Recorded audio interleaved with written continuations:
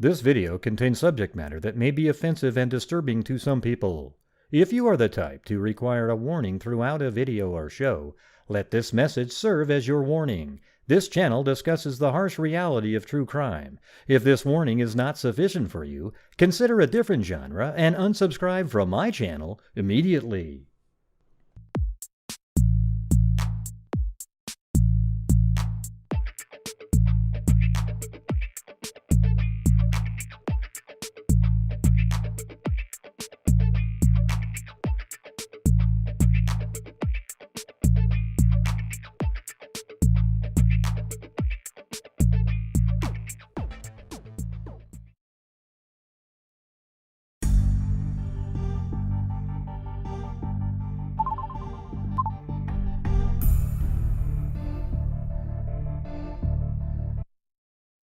Wait, hold on. I need to have... There we go. I need that. Alright, there we go. Feels better with that in there. You have to have that sound. How's it going, everybody? Unfortunately, one of the people watching had to be removed from the channel merely for saying he's late. Because you never know it's going to go good after somebody makes a comment like that.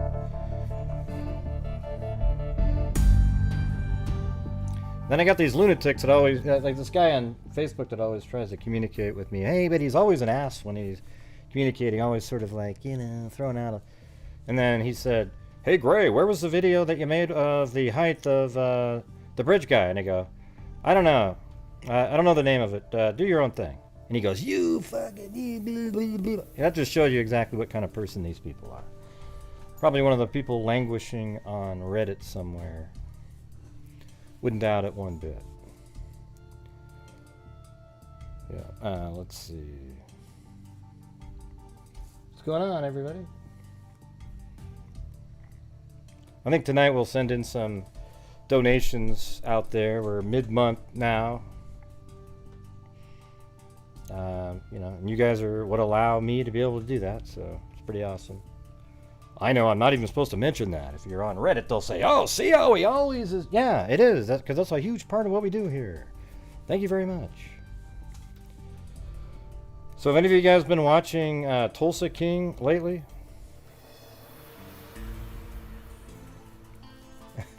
I wanted to see if people watched it. I think it's hilarious, man. I mean, it's good and it's hilarious, though. You know, it's like it's... Do you find yourself laughing at some of the parts there, Denture dialogue? Ah, you guys, jeez. And here's the tumbler, by the way. Pretty nice.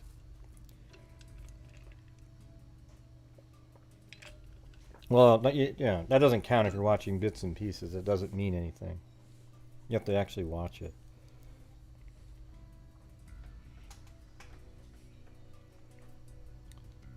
Yeah, maybe that's what it's called, a drama. Maybe that's a term. That's a term, dramedy.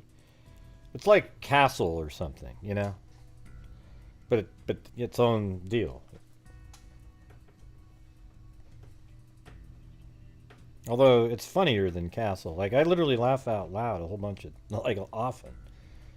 Literally laugh out loud. An L101 situation.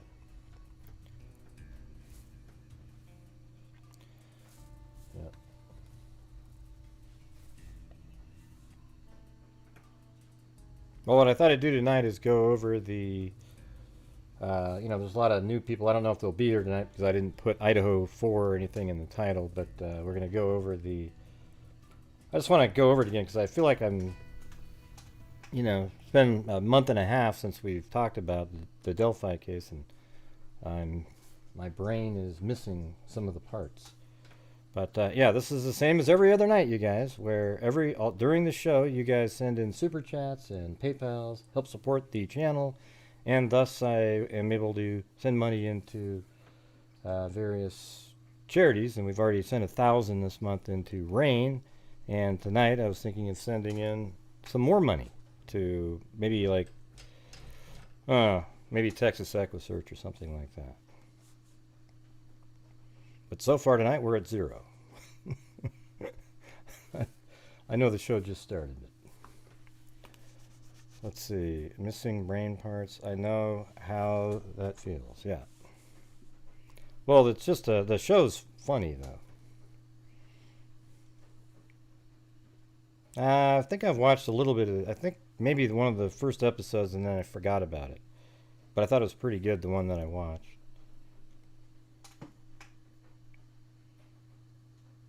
Yeah.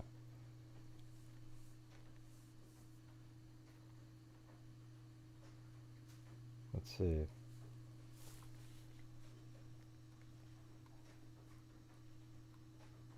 Oh, the music stopped. Gotta get that playing.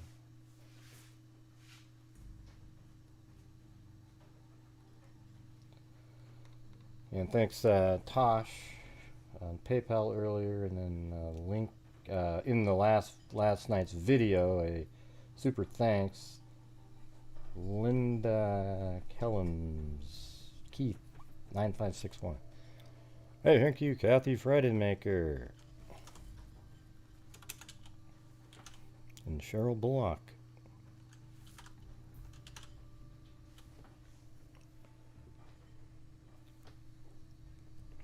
Yeah, but I thought it'd be good to go over a, I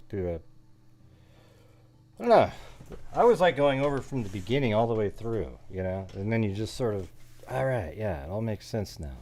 Or you think of something different, you know? You never know. Thank you, Cheryl Bullock.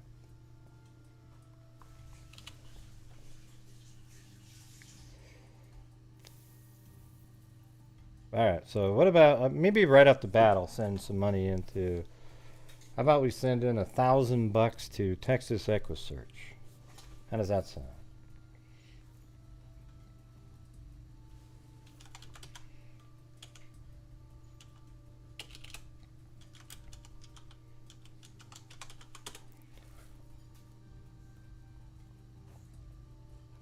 Okay, hold on. Here is the Texas EquiSearch right here, their page. Donate now. This donate now. Let's see.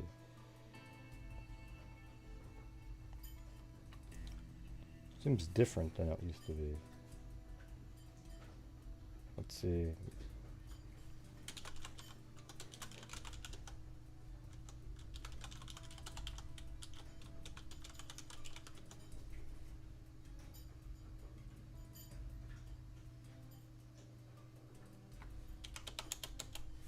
Yep, there we go.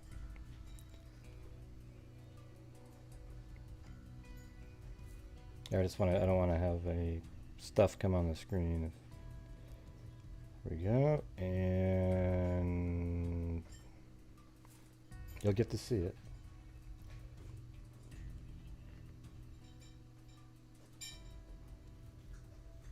Okay. So I did say thank you. Thank to you, families are never charged. Let me just see where that went. I think it came into my email. I'm not sure.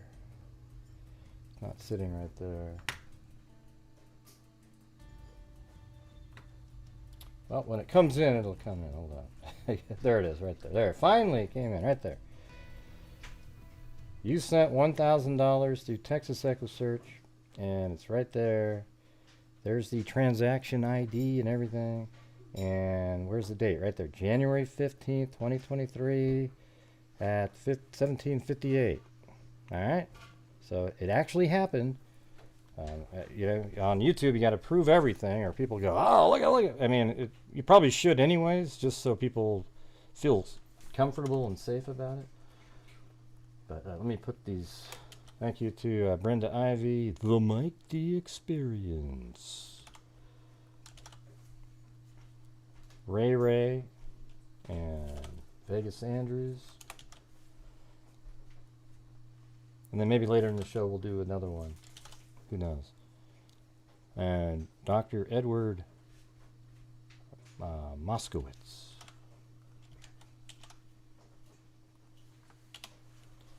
All right. And now we've got to update the numbers here. So I came here to go over the case, not this part. Well, hey, you know what? Screw you. This is what we do sometimes. Okay, this is actually more important than going over the case again. All right, this goes out and makes a difference out there. All right, so let me, I know I'm having a conversation with myself, but I know there's people that say those exact same things in the comments. So that's the reality of it.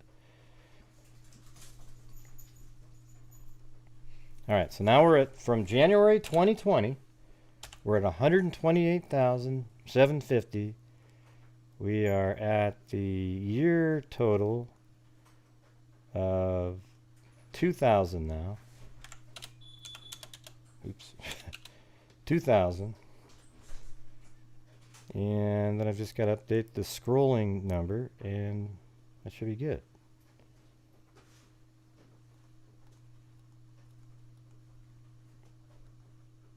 Is that it? Yeah, there it is.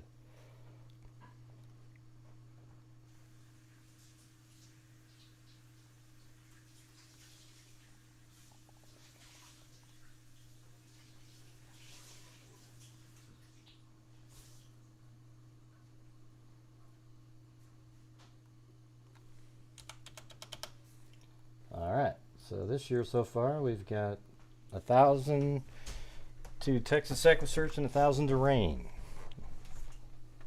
So there we go. And we're only 2 weeks in. So that's pretty good. Hey, thank you, Loretta Reyes.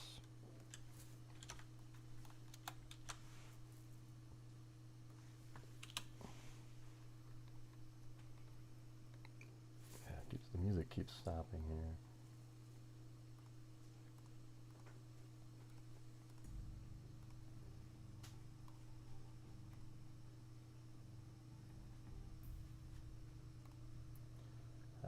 Let's see. Wow, Alifair, jeez. Thank you so much for that. Let's see. Oh, thank you. I'll put you in there for some spins. I don't know how many you want me to put you in there for, but yeah, we got you in there for a bunch.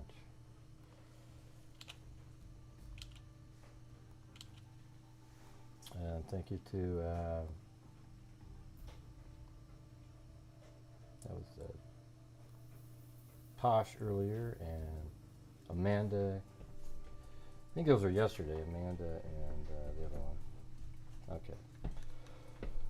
All right. The Ultimate Mystery.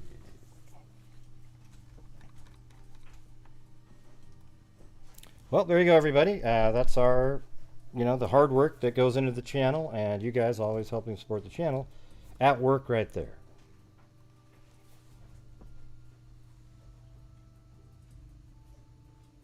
What noise are you talking about, username? You mean the dishwasher and stuff that my wife's doing or whatever in the background? Yeah. Who gives a crap? Man.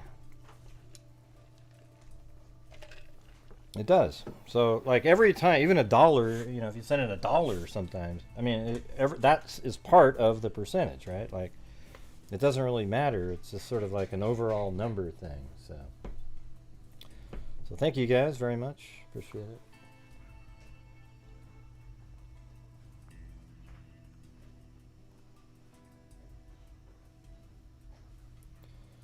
Okay, so here we go. Yeah, last night's show was pretty cool. I thought it was interesting. When I talk to these people, I don't ever feel like in awe or something like that. It's just sort of,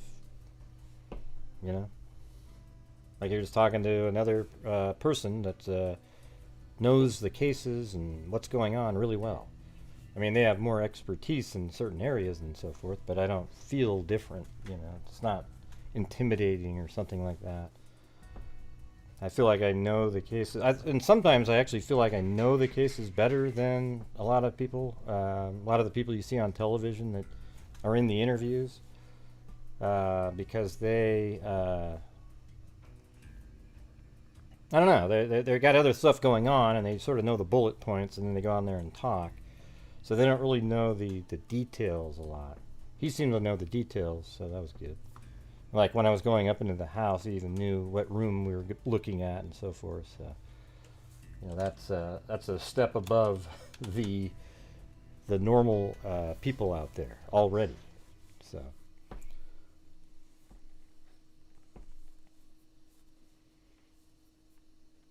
Let's see. Come on, keep playing. True to a good degree. Yeah, maybe. I mean, I don't know. I just know that there are cases out there that when I listen to some of the people, the talking heads out there on MSNBC, or not MSNBC, the what's the name of that one? Or CNN, or any of those guys, they go on there and they just don't really know it, but they say all the really cool stuff that people want to hear. Oh, wow. Oh, man, so this guy's probably got a kill kit or something, and he walks around, and, you know, it's like they... I don't know, it gets old to me, I gotta be honest with you. I don't really like it, so... Yeah, I thought it was fun last night. You know, and then we also had on... you know, Sarah Kalin just a few nights before that. So now she's awesome, you know. I mean, she doesn't even have to know the case. You know, she just talks about the you know, criminology, that kind of thing. Let me go turn down the temperature in here.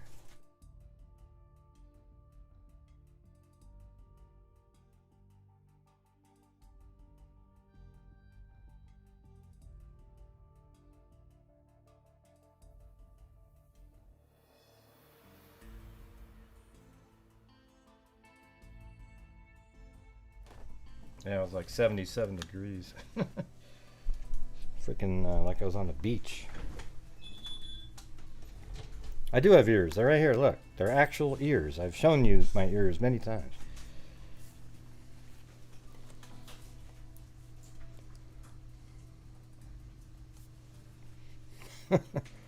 No, but he's definitely a narcissist, Cairo. Yeah. Dupers. Don't bring that back up. People are going to start saying that again. God, why would you do that? Oh, he definitely had Duper's delight. You see how he smiled? Like in the Anna Walsh case. When the guy was smiling. It couldn't have been because he was nervous. It was Duper's delight.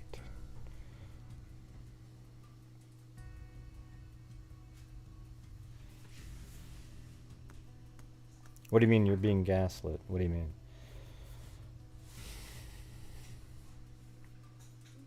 Okay, I'm just going to get started here.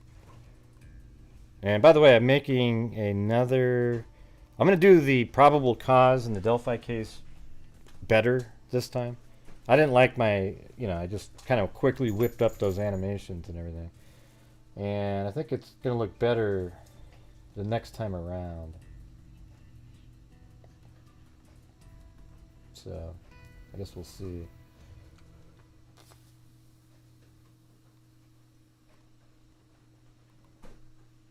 Yeah, so it's going to kind of, it'll look more like this.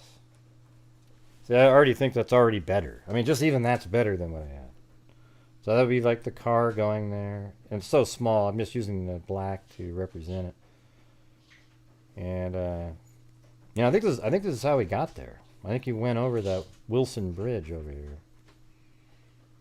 Because he came in from that direction, and it's only a 9-minute drive. Then I zoom in a little closer. And then when it gets around to that next corner, then it really zooms in. Now we switch it over to a car. See? So now we're going to be driving by the parking spot here. I'm thinking of doing, trying to figure out a way. Actually, look at, I left this one ball in the scene over here. And then you go by right here. And then boom, now it cuts in more of a close-up where you can see a vehicle driving. I mean, isn't that just already 1,000 times better than the other one? And then it turns, and you know, this part here I need to work on. It's kind of sliding around. But it's not bad. You know, I could do that. So I think that's basically how it went.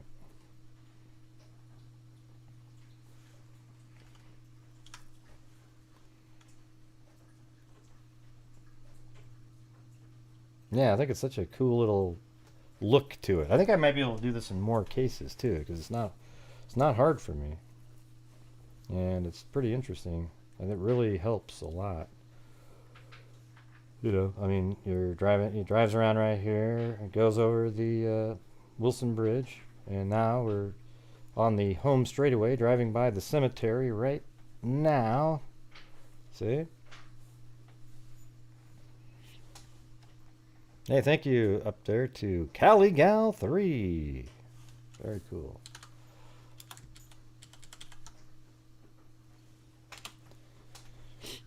Anyways, there you go. And this is, I actually think Richard Allen this is way out of order, but I think he drove like this. That's how we got there, because on the camera he's driving this way. So that's really about the only way to go, and that's kind of a back way. You know, he probably didn't want to drive through town, through cameras and everything. So he went like this. It's funny how there's similarities in your mind to Brian Koberger. You know, the avoidance, the driving around, and you know, being seen. But I don't know. At least that guy didn't. I don't know. There's a few little similarities, not enough to go. Oh, you know, they're. Oh my God, it's exactly the same. It's just the car part. You know, there's a whole bunch of different things. But not enough where, you know, it's really interesting. It's just, oh God. Let's see. Melt mods, you got to get rid of these guys as fast as possible. That's all there is to it. Every time you cover Delphi, the crazy people sitting around in their mother's basement with a jar of Vaseline show up on here, and they can't control themselves. Unbelievable.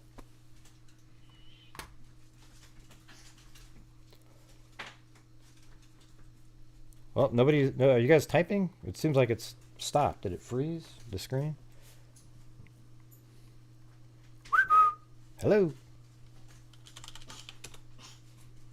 Yeah, something weird happened there. Hold on. Yeah. Something froze on my screen there. Interesting.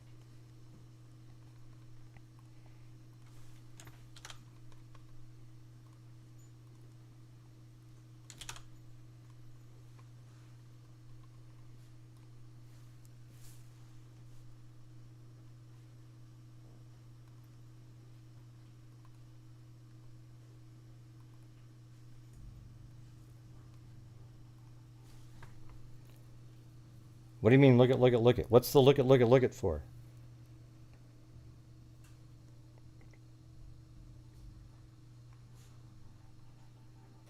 Do they still want to use your... Who? Who are you talking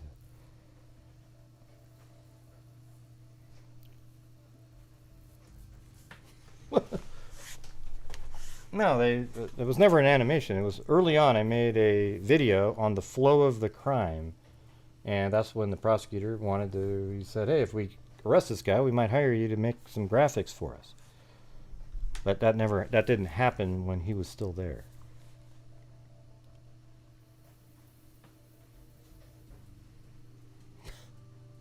I guess so, Joey.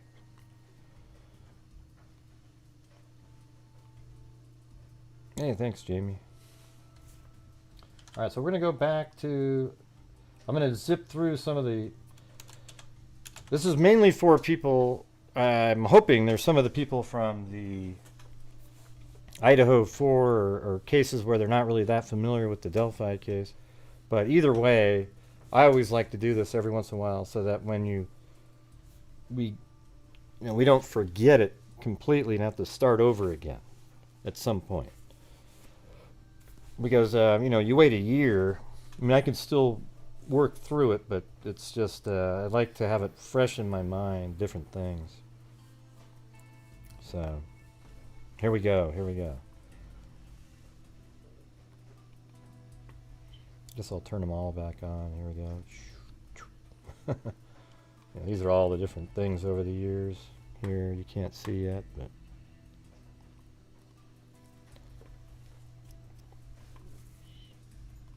all right. So for those of you who watch all the time, this will sound familiar.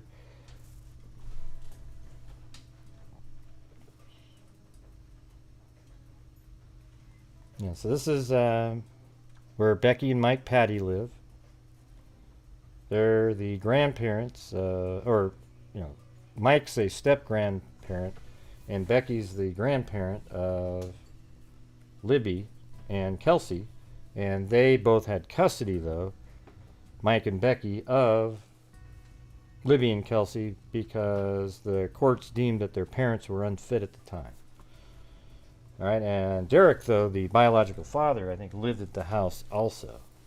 But, on that morning of February 13, 2017, they were just hanging around the house. The father made them pancakes and, all just a normal day, and they were doing stuff around the house for Becky's appraisal business. Then sometime around, apparently, like 1:15 or so, Derek left to go down to a town called Frankfurt to take photographs for Becky's appraisal business. And when he was about right in, I think in Cutler, he said he was driving by Cutler when Libby called and said, "Hey, can you pick us up later?" She had fibbed and told Becky that she already had a ride home, but she knew that she could call her biological father whenever she felt like it, and he would basically do whatever she needed. Okay, so that's just a typical thing, right? I mean, so she was already apparently. So when that phone call was made, that was because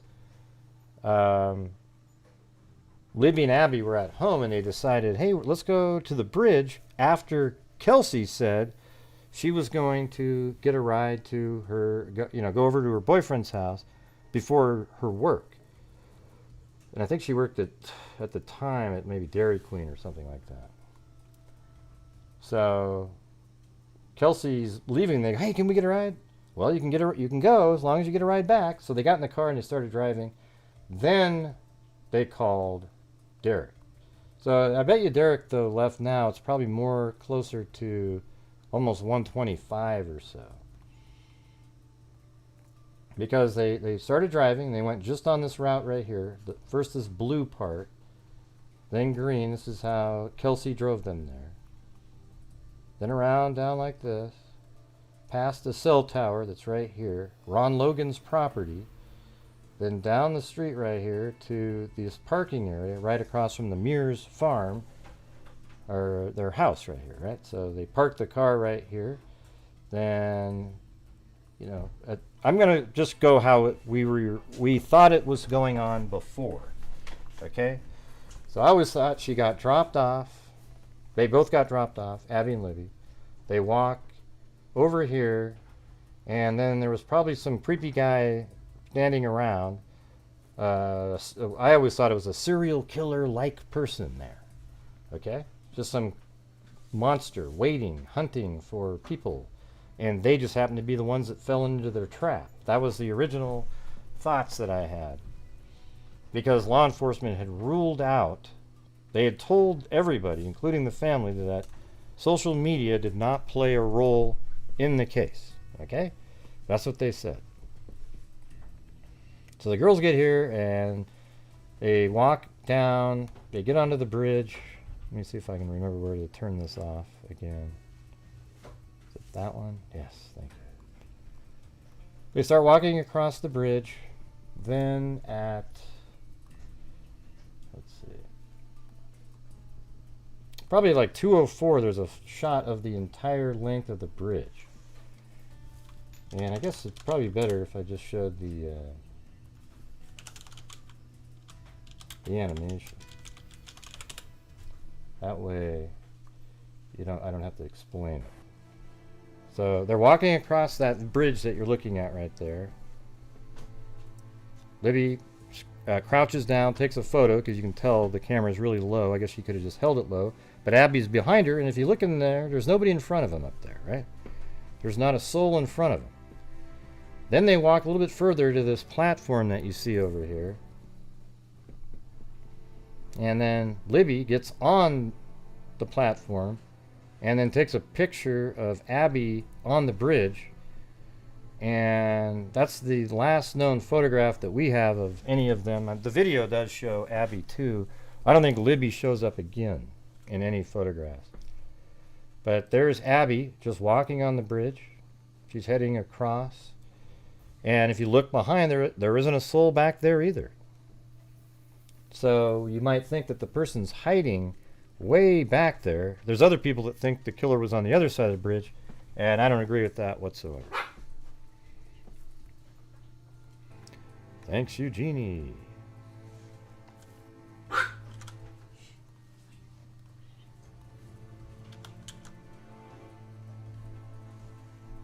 All right, anyway, so let's just look at the... So they took that photograph, and they continue walking. And there's this guy, I think he came out of the woods, now he's coming behind him. And I made this video 2 or 3 years ago, before an arrest was made or anything. And then here comes the guy. That's the video they released in 2019.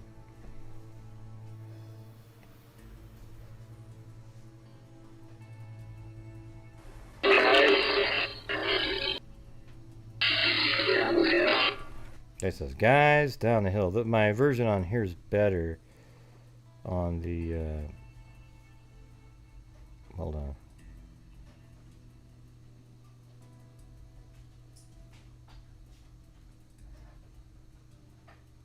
There it was. Guys. Down the hill. Guys. Down the hill. Guys. So the thing is I made this video here. You see how the square moves around on the screen? So law enforcement put out a video where that square was stable, and when the guy was moving, it was hard to tell how he moved because they just kind of centered him. So what I did was I overlaid the video they gave us over an image of the bridge from the same angle, or virtually the same angle. And then I tried to keep the platform still, and then you could see the way he was moving around himself, you know, the way swaying back and forth, you know, how he moved. So that's what I created, and I think it's better than what they released, but they just never really care about stuff like that. It's just, yeah, it doesn't really matter now, but at the time they should have, you know, like, whoa, that's better, and put it out. Guys. Down the hill. Guys. Oops. So there we go. I'm not going to keep playing this, but there you go. So that was across this whole length of the bridge here. That was on this side. The camera filming back at the guy walking. He was about right here. Has him go down the hill. Takes him down the hill. A shoe was found somewhere down in this area. And the next day. And then right here is where they were found, murdered. They were found the next day at 12. So, you know, they go missing at first, obviously. So nobody knows where they're at. And the father, he's supposed to be back in an hour and a half to 2 hours after dropping them off. So that would mean he'd get there at about like to 3 to 3:15 or so. So he pulls up to the bridge at 3:14, the parking area, I mean, at 3:14. He gets out, the father does, at 3:15. So remember, the photograph taken on the bridge was 2:07. He gets there at 3:15 and doesn't see them, but there's a guy in a flannel shirt walking by, an older guy, not the killer. So you don't go, ooh, is that the killer? So an older guy in a flannel shirt walking by, and he said, Derek asked him, hey, have you seen anybody? Any girls down there or anything? And he goes, no, but there's a couple, like an arguing couple there at the start of the bridge. So Derek then decided to go down this trail right here. You can still see it. Goes like this. Down like that. And you walk down this is the 505 trail right here. Down here. Then he walked all the way back up. And he got back up here probably at 3:30. Hold on a second.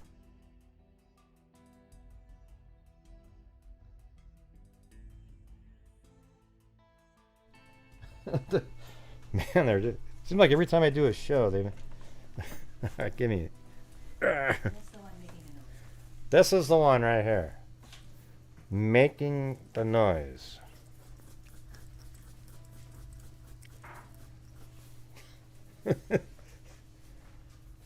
Yep, there you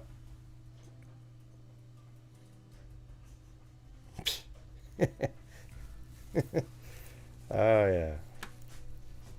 Here, I'll do the full shot so you can see.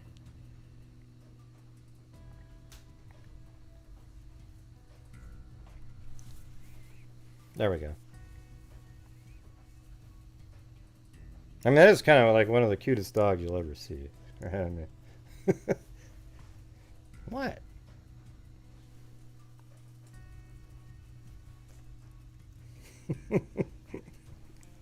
Look at him, right there. Yeah.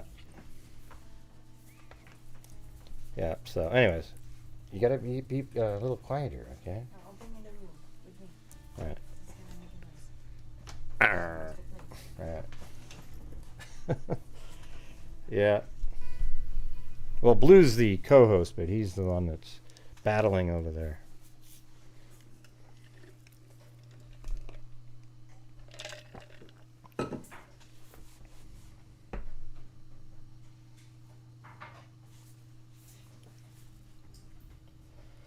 All right, so let me get back to where I was.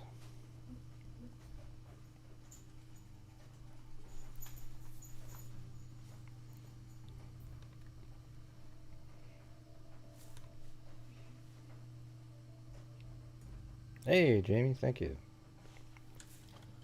Yep. So Derek, like I just said a minute ago, he got there at 3:14. 3:15 probably right here, talks to the flannel shirt guy. Flannel shirt guy doesn't say he saw the girls, and he went down this other trail down here, then back up here by 3:30. Then he walked over here to the Freedom Bridge, and then he walked all the way back over here. Then people started, he called Becky and everybody. Then people started showing up from 4 to 5, and they looked all over the place, didn't find anybody.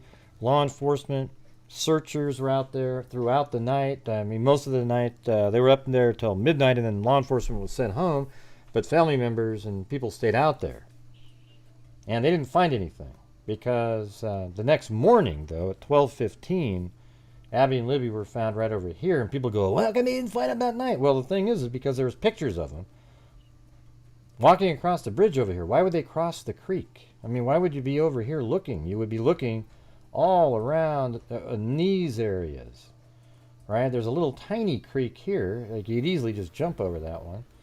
And so you'd be all around here looking around. In fact, there were people searching on the news over on the other side of the bank over here. So nobody really looked over there. And even if they did look over there, they would be looking for a live person, not people on the ground, and it's really dark outside. So they were found here. Then law enforcement came out, I think that day, because that was the 14th, Valentine's Day, 2017. And here's what they said there. Steve Mullen, Delphi Police Department, Chief of Police. Because we have not positively identified the bodies at this point in time.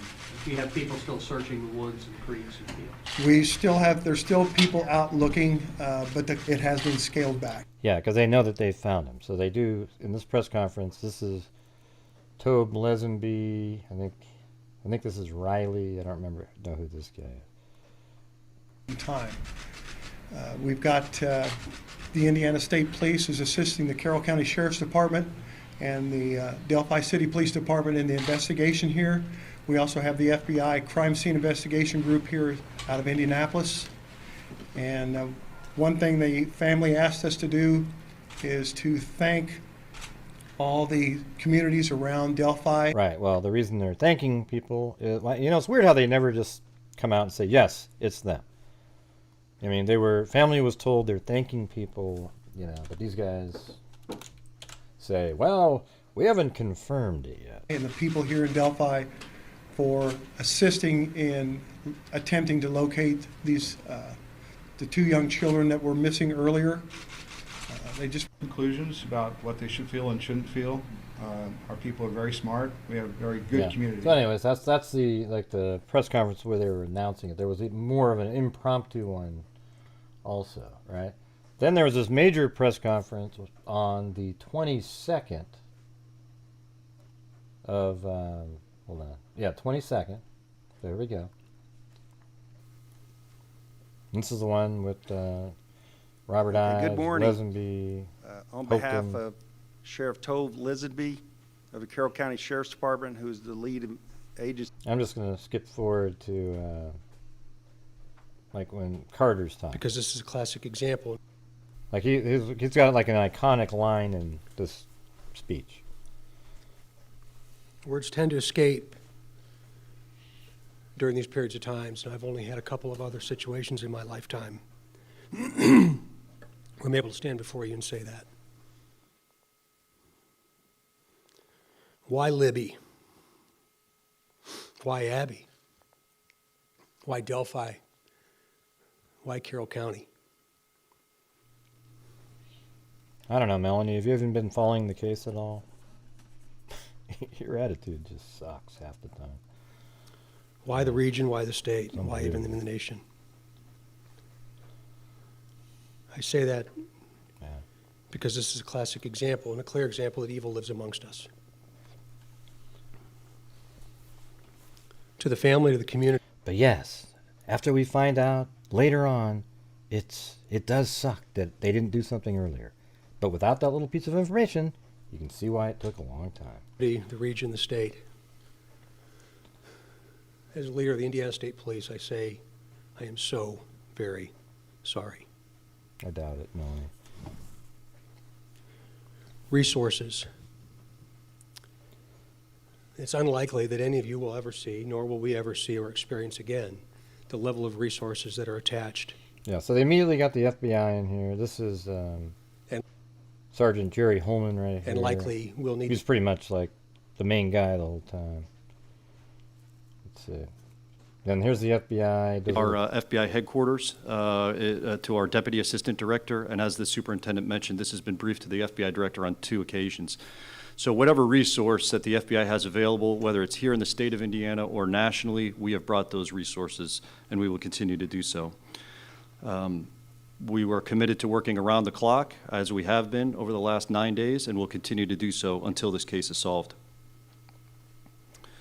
To the members of the community, when I met with our behavioral analysis unit and their expertise and their experience, it is oftentimes even unwitting that a member of the community may have information that is germane to this investigation. And I'd like the community to go back 9 days and go back to the afternoon of February 13th, Monday, February 13th, and just think if you had an interaction with an individual who inexplicably canceled an appointment that you had had together, or an individual called into work sick. Yes, they missed something because somebody didn't make it. I actually blame the conservation officer more than anybody else. Okay? And canceled an important appointment or a social engagement. And at the time gave what we just don't need the snarky plausible comments like, why 6 years? I just want to go through it the way I want to go through it, not with your little idiotic sort of narration over the top of it, okay? Thank you. Explanation. My cell phone broke, or I had a flat tire on my car. But in retrospect, that excuse no longer holds water. That may be important. That's probably how it is in every case. It's like a generic. Likely so are behavioral indicators that this individual may have exhibited since the afternoon of May 13th. Did this individual travel unexpectedly? Did they change their appearance? Did they shave their beard, cut their hair, change the color of their hair? The superintendent mentioned the clothes that this individual was wearing in the photo. Did they change the way they dress? Did their behavior change? Did their sleep pattern is different now? Did they start abusing drugs or alcohol, whereas they would not have? Have they been anxious, nervous, irritable? Have they followed this case and what the media is putting out with a sense that is not normal? Have they had ongoing discussions regarding their whereabouts on that afternoon or thereafter? Please, if you have that information, call that into the tip line. After this. So he goes through that, does the profile, and I mean, they answer his question. I'm not going to go through the whole thing. Do they play it? When do they play that audio here? Might have been. I think it was right after this. The audio quality is not superb, but there's enough there that somebody could recognize this person's voice. And as Superintendent Carter said, not to rationalize away. If you hear this today and you think, my God, that sounds like fill in the blank, call us. Make an anonymous tip. Tell us who you think it is. Let us investigate it. If it's not the right person, they'll just be out a little bit of time and they'll be cleared. Yeah. I mean, the thing is, I've told you guys on this channel for a long time. Remember we had the inside source? There isn't really a good DNA source. Wouldn't that be the first thing you'd mention on the probable causes? We were able to find DNA off of blah, blah, blah, blah, blah. And after doing a buccal swab of Richard Allen, we were able to determine it's the same person. I mean, that would be like a shut and dry, just boom. But it doesn't say that, and that's because we were told that there was maybe some touch DNA on the shoulder of a sweatshirt, and it didn't even have enough markers or whatever. It was just horrible. A horrible sample. Go on, and they'll never know that you called. But you may tell us who the right person was, and you could be the person that helps us to solve this horrible crime. Micah, play the clip, please.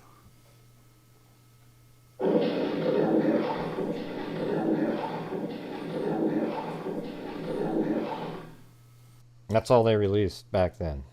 And an image. So there was a still frame of the killer. The video that we just watched a minute ago. There was that guy. Hey.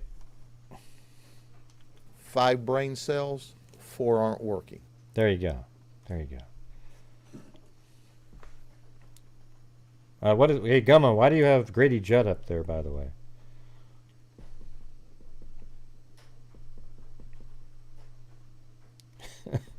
Why do you have the Grady Judd up there, Gummo?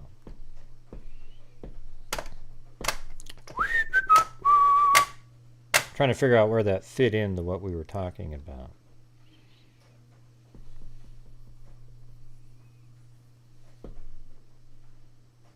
Yeah, it looks absolutely nothing like him at all, Gummo. So, yeah.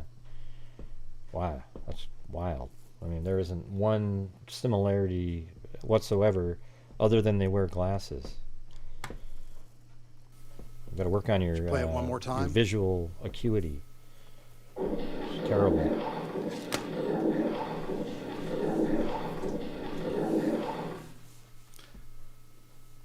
So that audio clip later today will be available on the Indiana State Police website. You can simply go to our website and add the extension /Delphi.htm. There will be information on that website that talks about the reward that is being collected now.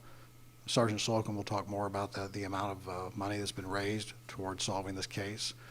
And really, money shouldn't be what drives somebody to help solve this. Just a sense of community. So that's all they gave us, and an image to get of this the person off the street. Right, that's it. So that's all. At the beginning, it was just guys downhill. But if we were, and then it just basically the public didn't really get anything over the years. I mean, there was another various press conferences, but I'm gonna do the next stuff in order, okay? Even though we didn't know about these things. This is the order. And also, if you guys would like to help out the channel using the super chats, PayPal, channel memberships, super thanks, whatever the hell it is on videos, that'd be awesome. We're having one of those slower type of nights tonight. We did give 1,000 to Texas Equisearch and 1,000 to the Rain earlier in the month. And probably going to send in some more tonight to some other place. I don't know which one yet. Haven't thought of it. But definitely going to happen. Alright, so here we go. Yeah, so this happened, so 2 days after that press conference, law enforcement headed over to an individual's home, it's actually Tony Kline's house, and he has a son named Kegan Kline. And Kegan Kline, from that house, had set up a Dropbox account and various Snapchat accounts with the username of Anthony Shots, right? So there's an Anthony Shots little, if I was able to, I'll show you a picture of him.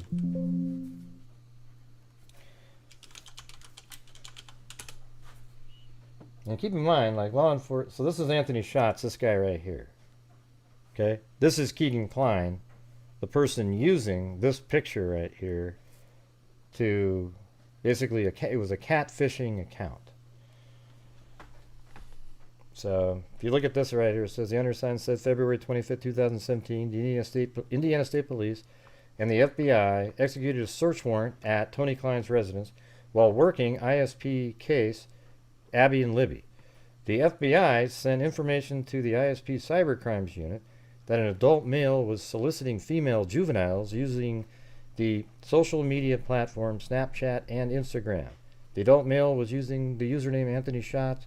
Subpoenas were sent to Instagram and Snapchat for the Anthony Shots account information. The Instagram and Snapchat returns provided Comcast IP addresses. A subpoena was sent to Comcast for the IP addresses associated with the Anthony Shots account, and they returned Tony Kline. So that's where those two accounts were created. And the reason they looked here is because the Anthony Shots profile was communicating with Libby's friend and liked some comments that Libby had made. So they got this search warrant and went over there. And when they got there, I mean, it was just unbelievable. So it says at approximately 1:25 p.m. Eastern Time, Kegan Kline was interviewed by ISP Sergeant Kunstek and FBI Special Agent Willman. Kegan was read his rights and agreed to speak with investigators. During Kegan's interview, he initially denied creating fake social media accounts and talking to underage girls. Later in the interview, he admitted to creating the Anthony Shots profile and speaking to underage girls. Kegan told investigators he created the accounts approximately 6 months ago. Kegan stated he talks to girls he knows personally and girls he doesn't know personally. Kegan stated he meets girls on Instagram. He said he knows the age of the girls he communicates with because he talks to them. Kegan stated if a girl told him she was 16 or under, he wouldn't care and would still talk to them. I mean, jeez. Let's see. And then it said, Kegan told investigators he finds girls on Instagram and then tells them to talk to him on Snapchat, which is way more secure. Kegan admitted to speaking to approximately 15 girls. Hey, thank you so much. One Sly Angel. Yeah. So I'm kind of liking the way this is going because I'm trying to do it in order, but then also, leave some stuff out so then we loop back later, right? It says he finds girls on Instagram and then tells them to talk to him on Snapchat. Kegan admitted to speaking to approximately 15 girls that were underage and advised he probably received pictures from every one of them. He advised he saved their pictures to his gallery. During his interview, Kegan stated he was effed and should have left. Kegan advised he packed another bag and took it to Las Vegas. Tony and Kegan returned from Las Vegas on February 25th. So that's the same day that the FBI is here. They just got back. He stated he was going to leave when his dad was asleep. Kegan told investigators the main phone he uses is the white iPhone 5C. So keep that in mind. He tells law enforcement, hey, my main phone is the iPhone 5C. After Kegan's interview, he was polygraphed at the Peru State Police Post in by Sergeant Matthew Collins. Keegan and Sergeant Collins spoke about the incident and case Abby and Libby. That's what they were talking about. Keegan again admitted to creating the fake Anthony Shots profiles and speaking to underage girls. Keegan told Sergeant Collins the girls range from 15 to 17 years old, and he knew their ages because they told them how old they were. Keegan stated he received approximately 100 sexual pictures from underage girls. Keegan described sexual pictures as bare breasts, vaginas, butts, and girls, and bras and panties. Keegan also advised he received approximately 20 videos of underage girls, doing, self-pleasuring. I don't like saying that word. It's just on the air. Keegan stated he would also do the same thing to himself when he was looking at the pictures and that the girls sent him. So he literally admitted all that. He also communicated this to the girls who were sending him pictures and videos. Keegan's polygraph questions were based on the case Abby and Libby. Keegan's polygraph was concluded at approximately 7:30 p.m. and he was transported back to his residence. So they found, look at all these things. Multiple electronic devices were seized during the warrant, including an Apple iPhone 4, Apple iPhone 3, Samsung Galaxy S5, Samsung Galaxy S4, Nextbook tablet, and an Apple iPod Touch. On February 27, 2017, Keegan contacted ISP Crimes Unit and told them he located his Apple iPhone 5C. So that right there, look at what's going on right here.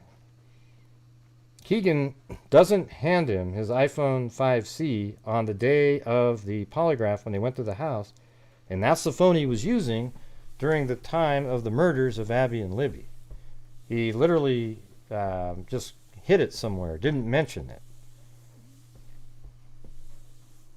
Yeah, didn't even, so law enforcement wasn't able to get that phone. And then it goes through all these different things. Let's do the Samsung party sharing. So let me see the Samsung. Let me go the Galaxy S5, I think is the one.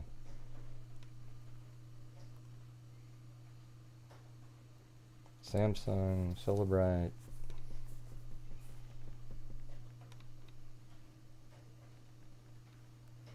I'm just looking for the Samsung one. Yeah, anyways, let's just get down at the bottom here. Well, one of the Samsung phones, I think it was a 5, was while he was in Las Vegas, they factory reset that phone. He said he found the phone in the back seat of a rental car. Yeah, I mean, does anybody actually believe that?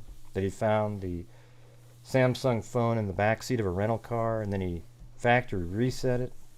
I don't think so at all. I think he brought it with him.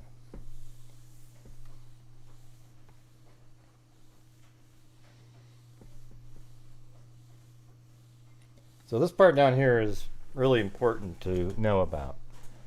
So while looking over the digital forensic examination report, hey, thanks, GMA Nabi 7. While looking over the digital forensic examination report, I noticed the user of the Apple iPhone 5C deleted. So remember, this is the phone that he didn't give them. Deleted multiple items off the phone before turning it into law enforcement and then it says on February 25th, that's the day of the search warrant, the search warrant was served on the Kline's resident and Keegan was interviewed and polygraphed. On February 27, 2017, Keegan called the Indiana State Police to turn in the Apple iPhone 5C.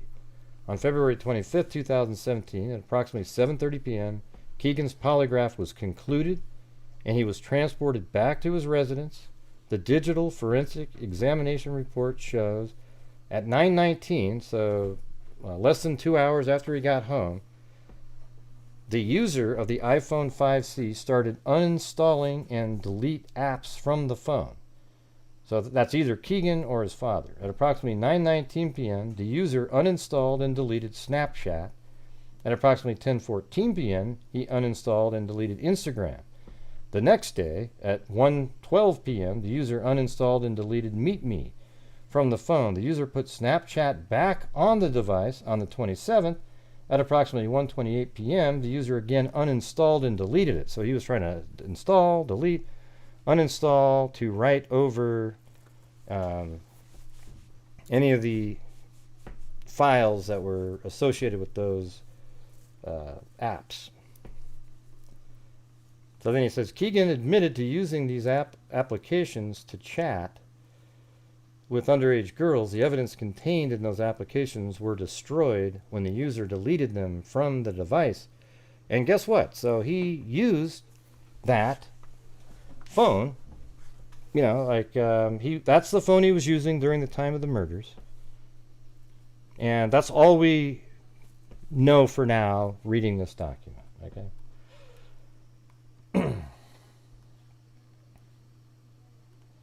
Then after that, the next, let's see, I gotta look at one more document here.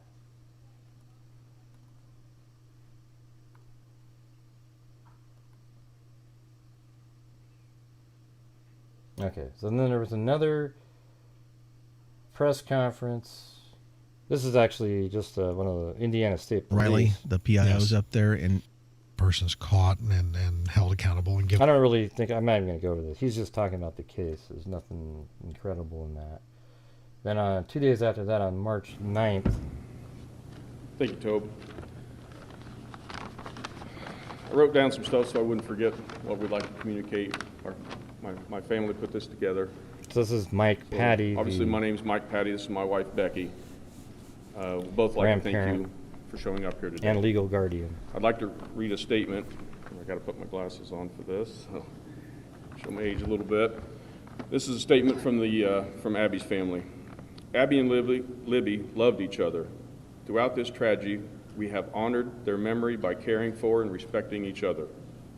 We respect Libby's family decision to speak publicly at this time, just as they respected our family's decision not to speak publicly. The family of Abby Williams. I would also ask that the media to respect their choice. This video could let them reach out to you if they so desire to do it.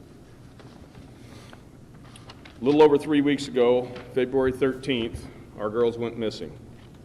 On February 14th, they were found victims of a double homicide. This horrible crime has torn a hole in our families that'll never heal. It's the small things that seem to hurt the most. It's just natural to holler for them to come to dinner or in the mornings to get up and get ready for school. Then expect them to come through the door after school. The silence when we don't hear their voice. Our girls were excited about the upcoming softball season. Just the day before all this happened,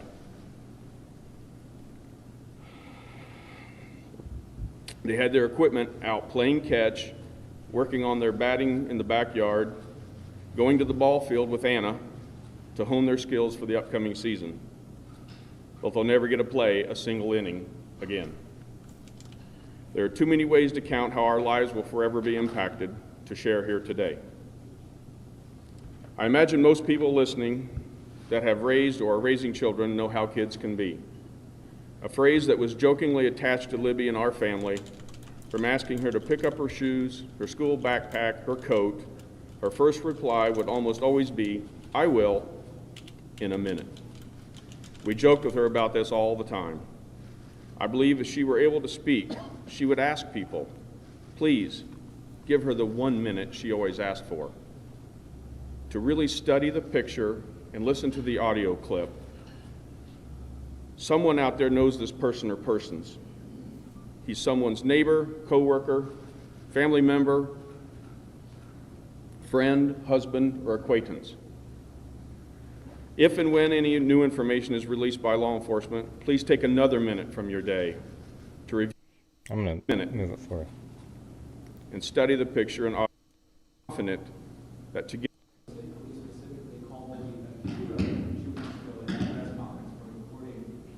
I mean, one of the main things just to take from this is that he said that that either one of them could have left each other during the attack. You know, it might even be, you might even compare it to Kaylee and Madison, right? I mean, probably very similar there. I actually have a feeling that Kaylee maybe even went in there to make sure everything was going well. They seem so close, you know.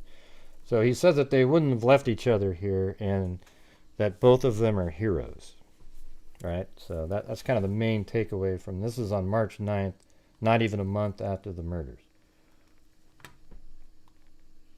Then, not too long after that,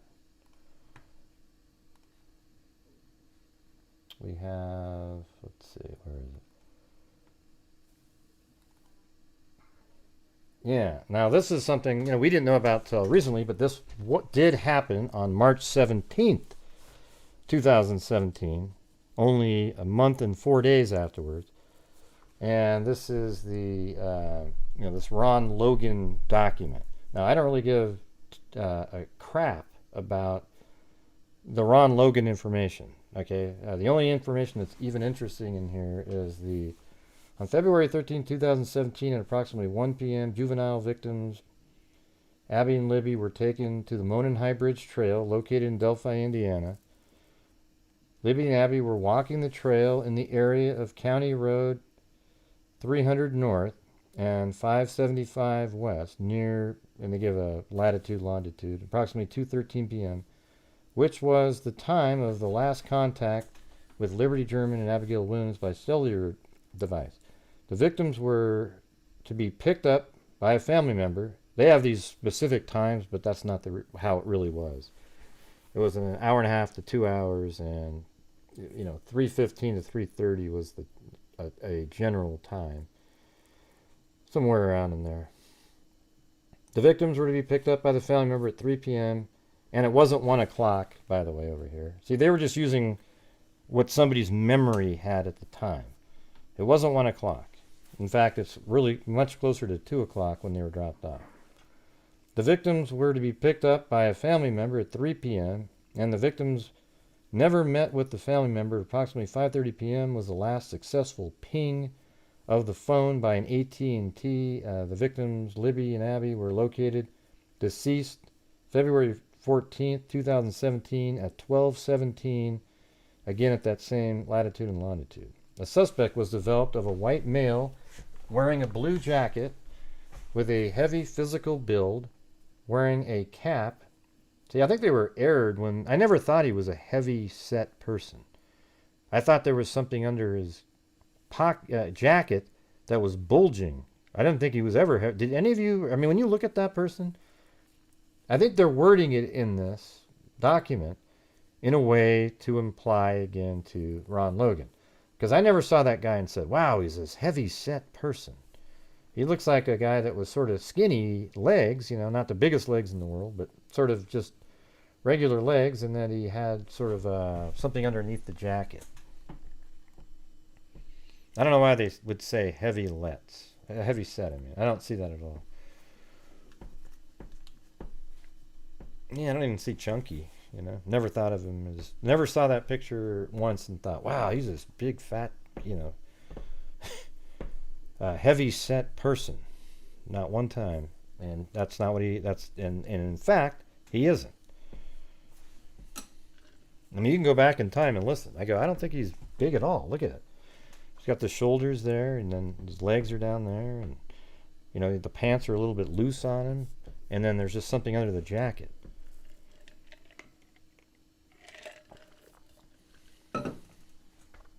Welcome, Charlotte. Yeah, Ron Logan's just sort of a bigger bone type person.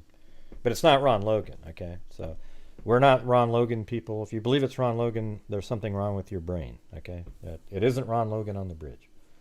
Anyways, the development of this suspect was made by a 43-second video. So remember the video that I showed you, my animation earlier? Yeah. The development of this suspect was made by a 43-second video taken on Liberty German's phone, where the suspect followed the victims and they are walking on the Monon High Bridge Trail. Near the end of the video, the suspect speaks to the victims. So when we see him on camera, that's probably about 15 or 20 seconds before the video ended, and then about 23 seconds before that, they're in the background walking, but maybe they didn't film him. I mean, we don't really know, okay? So, you know, but the video itself is 43 seconds long. So, I made a video a while back, and the killer is seen right here in the video that you watch, but he was probably more like back here when the video started. So there's these people out there that say the killer passed the girls and then turned around and came back because they just can't get past. They want something contrary, not because it makes more sense logically. So in that scenario, the person went way past them over here, then turned around. Makes no sense. But anyways, you know, anything's possible, right? I can't say it's not possible.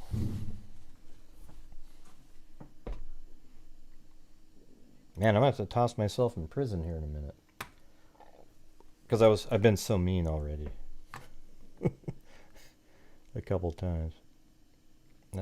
Grace. Oh yeah, another fake one. Oh man, I have to go through those efforts. Darn it.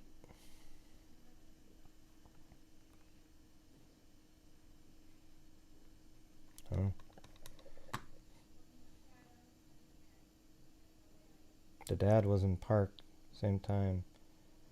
What are you talking about, Caroline? Doesn't even mean anything. Doesn't mean anything. Wow. Let me get to the back to this. Get some music playing here.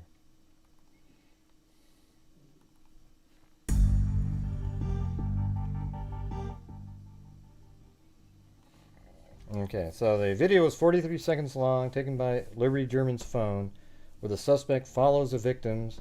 See, notice how they say follows the victims. They don't say he passes the victim and then he turns around. And I guarantee it that it would say that in here. It would say that in this video. Well, they don't know it did, Greg, because he walked so far past and then he turned around and then she started filming. Oh boy. Thank you, Coastal Hampton Style.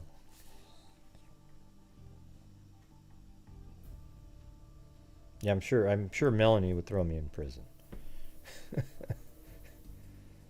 Yeah.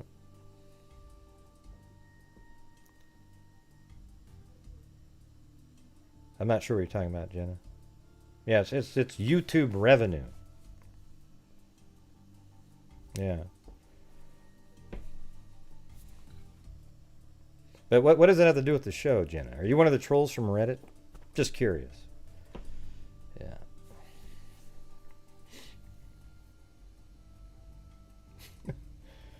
Let me see. Hold on. I'll tell you in a second. Oh, yeah. Definitely.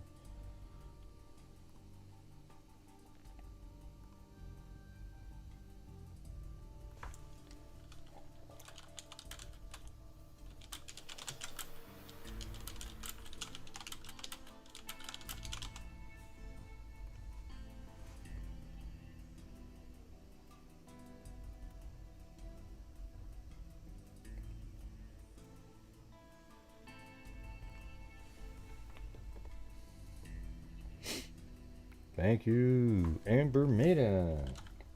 I guess that's the troll fund now, right? Thanks, trolls. Yeah, as I showed you guys before, they've been remodeling the bridge.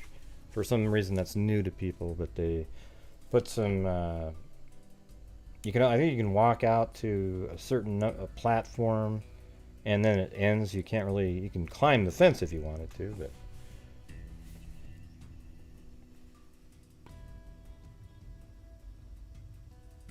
Huh? Wow, thanks. Prophecy of these people knows no bound.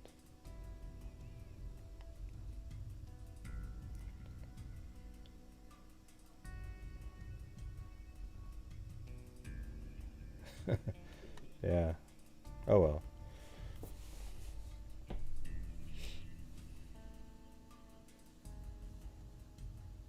Yeah, so how is it going so far, Kay? Are you feel like you're up to speed to where so far, like everything's making sense?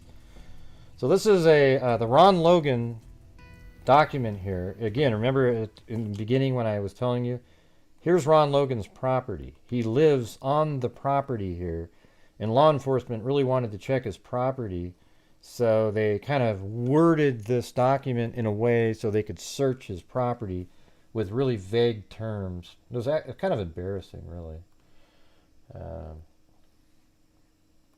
You know, whether or not he has some other connection, he's just, all I can tell you this, he's not the guy on the bridge. If he's got some other weird connection later on to something, I don't know, all right? But there's these clowns out there that keep saying he's the guy on the bridge, and it just is not him 100%. Looks nothing like the person. I know there's people out there that are visually challenged and think that is him on the bridge because they're not, I mean, I don't know how to explain it. I think people who are, you know, into like art and three-dimensional spaces and can see things, it's so obvious it's not him on the bridge. It's almost startling. It's mind-boggling how it doesn't look anything like him, yet people go, that's him because I want it to be. I mean, the guy's like 6 feet something. Ron Logan is. This guy isn't. The guy on the bridge is like I had him at, I think I originally had him somewhere around like 5'5" to 5'8" or something, and then I moved it up a little bit because I thought, well, I guess if you took the hat off or something. Richard Allen, the guy that's been arrested recently, is a small person, height-wise. Anyways, Liberty and Germany, Liberty, Germany, Jesus. Liberty and Abby are presumed to have made contact with the unknown male at approximately 2:13. So that's when the video started. So remember earlier I said the 2:07 was that photo of Abby on the bridge. So just 6 minutes later, they had walked from, that photograph was taken right here, and took them 6 minutes, then they got to the end of the bridge. It's a 860-something foot long bridge. However, the killer, if you walk with commitment and pace, you can get across the bridge in 4 minutes. And so they took 6 minutes because Abby hadn't been on the bridge before, and it makes you nervous. You can tell even in that photograph how she's slowly planting her feet and moving around, and this killer hustled across that bridge. So he caught up to him. So when they were probably in this area, even right here, he could have started walking across and caught all the way up to him. And in fact, when Libby turned on her phone right here, and he's walking across, Abby's still on the bridge. They had to crop her out of the video. She's still in the video itself. So let's see. It says right here, approximately 2:13 based upon analysis of Liberty German's cell phone. On February 14th at 2:17, victim Liberty German and Abby were found dead with wounds caused by I think it was a sharp weapon, on the property owned by Ronald Logan. A large amount of blood was lost by the victims at the crime scene. Because of the nature of the victim's wounds, it is nearly certain the perpetrator of the crime would have gotten blood on the person's clothing, or person or clothing. The location of the crime scene is approximately 1,400 feet from Logan's residence. And thank you up there to Amber and Jessica Schubach. Thank you.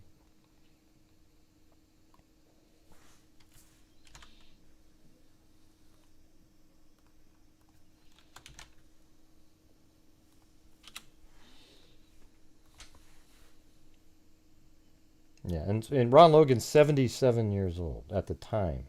Okay, so the whole thing is ridiculous. You know, so there was a large amount of blood. Also, apparently, they were moved and posed at some point. I don't know where that wording is in this document, but it does say that let's see, it was also discovered that I think it was sock and underwear of one of the victims was missing from the crime scene, while the rest of their clothing was recovered. It also appeared the girls' bodies were moved and staged. There it is.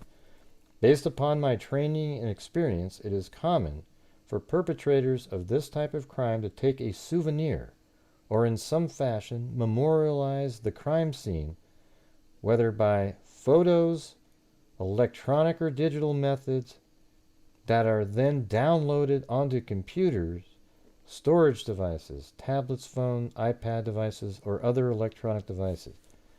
See, that's creepy as hell right there, because that opens the door for the possibility that the crime, I mean, it's always there, but they're actually looking for this. That it was filmed. The actual murder of Abby and Libby possibly filmed during the crime. I mean, a snuff film, as it were, of children. And that is a thing out there, unfortunately. I didn't know that until somewhat recently. Huh? What are you guys talking about trolls for?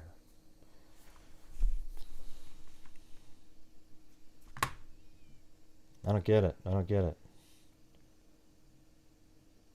Just...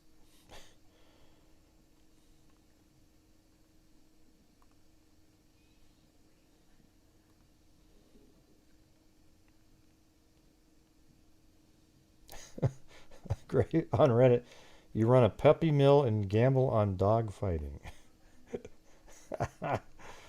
Oh, what a dumb person you are. God, what an idiot.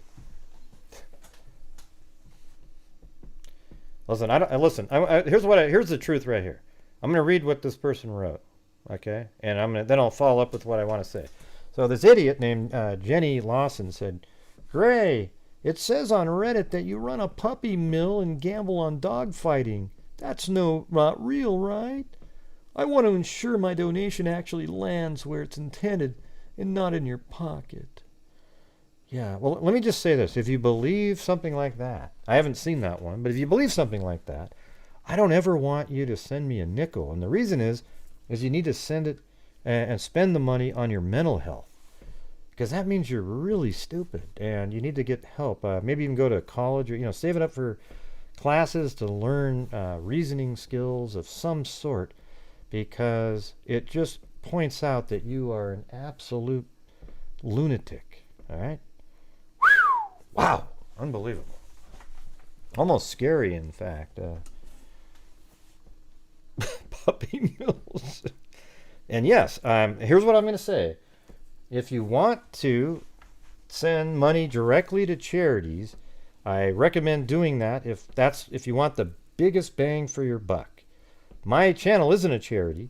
I just have committed myself to donating over 50% of the net revenue to charities because I want to.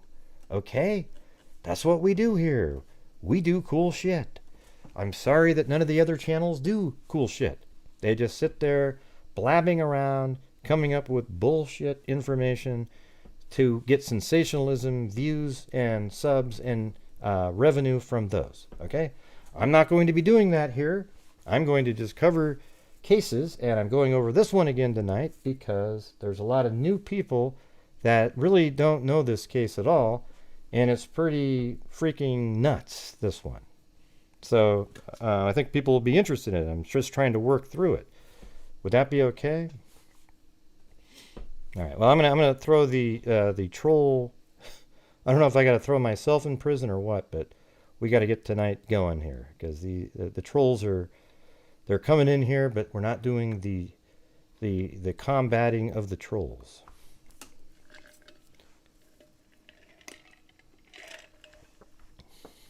Yeah. I mean, the thing is, the troll comments are so ludicrous, right? They're just, they're laughable. Oh. Well, there we go. I guess we're going to have to do the good old jail cell. Just for in the honor of the trolls. There it is. From all the stuff that I did earlier. Yep.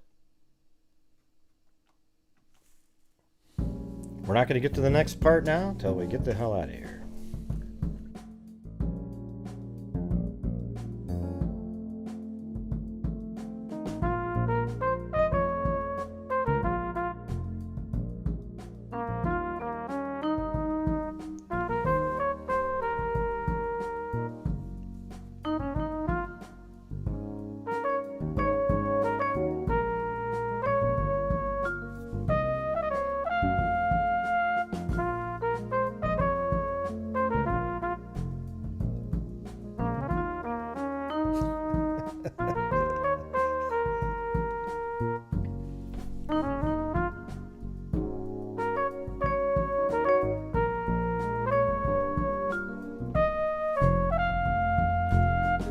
you trolls.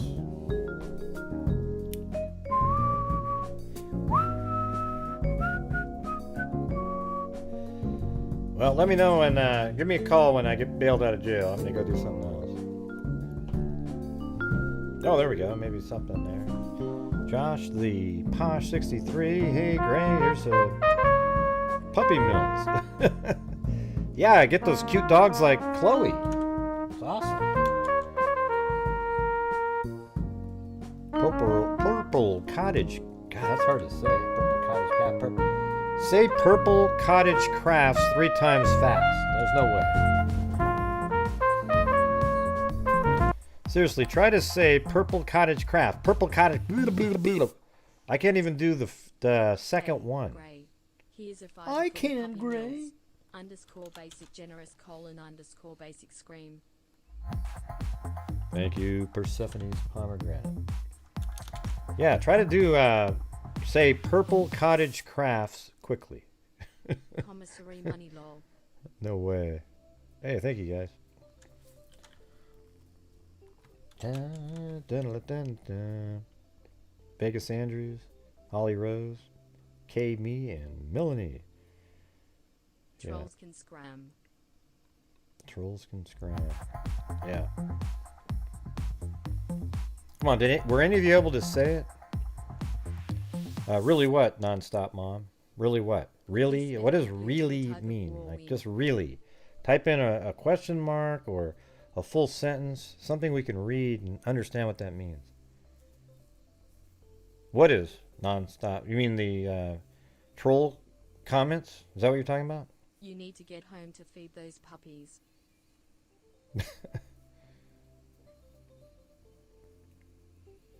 What happened, non-stop mom? The troll comments? Is that what you're referring to? Or are you talking about you must be on rewind mode or something. Oh, she's probably listening to the earlier portion. Yeah.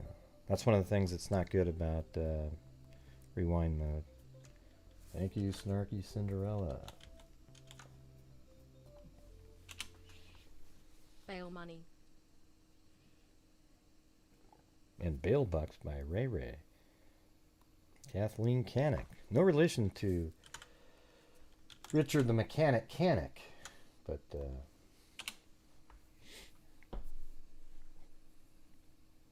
all right, let me get out of here. Here, somebody write a message to Nonstop Mom. Hold on. Are you on rewind mode? I think she is. You must be on rewind mode. You didn't see nothing you said made any sense. All right, let me get this playing again. All right. So, like I said before, in this document, they seem to say that crimes like this, sometimes people memorialize the crimes and with video and images and then download them to their computer, right? So we have that.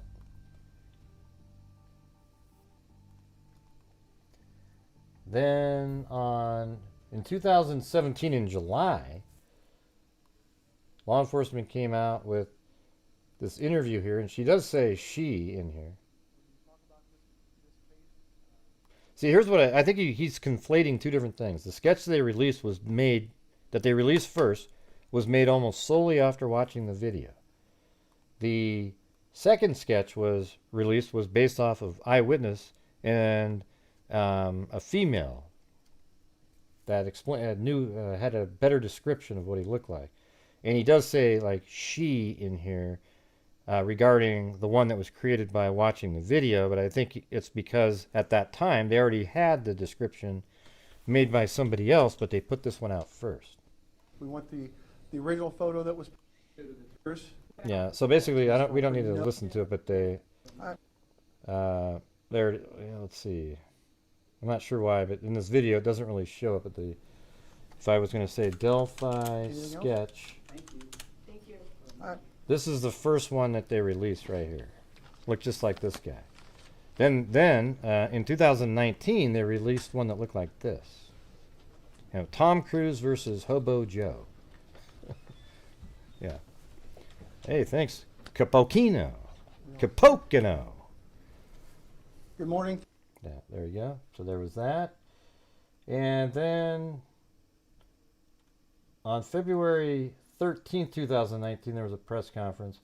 But it really was mainly to get the sort of the new mayor caught up on things, new prosecutor. It wasn't really, or actually the prosecutor caught up, so it wasn't really interesting at all.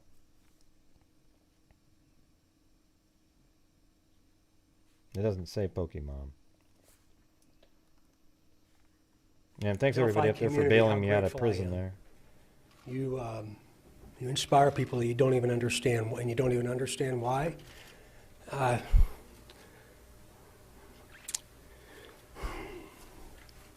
Information is being released today is the result of literally thousands and thousands of hours of extraordinary investigative efforts by Delphi, Carroll County, the FBI, the Indiana State Police, and countless other agencies. What do you mean again, Melanie? See, type in full sentences, everybody. Nobody knows what you're talking about. All right? I mean, it's just bizarre, you know? Like, you know, when people just have, you're not referring to anybody, I'm assuming you're talking to me. Because you're not referring to somebody in the chat. You got to tag the other person, talk to them. Delphi, Carroll County, the FBI, the Indiana State Police, and countless other agencies. So this is the key press conference right here. Oh, God. I'm going to have to put you on timeout here in a minute, Melanie. I'm going to have to put you on timeout. This community surrounded us some 26 months ago. And you did everything you could to support us, but most importantly, you surrounded the family of these two little girls. Gosh, I'll never... You don't remember anybody asking you about what? Now I'm just going to put you on timeout. Come back when you can communicate like an adult. Hey, thanks, Leah the Libertarian. Awesome. Yeah. Excellent. All right, here we go. Or forget it. After you hear what we're going to release today, I'm going to ask for your continued support, your continued understanding, your empathy and compassion as we move forward to find out who did this, and we will.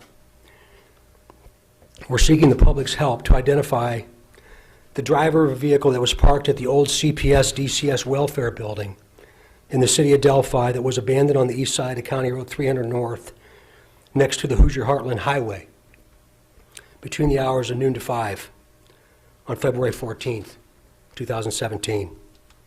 If you were parked there or know who was parked there, please contact the officers at the command post right here at the Delphi City Building. We are releasing additional portions of the audio recording from that day. Please keep in mind, the person talking is one person and is the person on the bridge with the girls. This is not two different people speaking. Please listen to it very, very carefully. We are also releasing video recovered from Libby's phone. This video has never before been previously released. The video shows a suspect walking on the bridge. When you see the video, watch the person's mannerisms as they walk. Watch the mannerisms as he walks. Do you recognize the mannerisms as being someone that you might know? Remember, he is walking on the former railroad bridge. Because of the deteriorated condition of the bridge, the suspect is not walking naturally due to the spacing between the ties.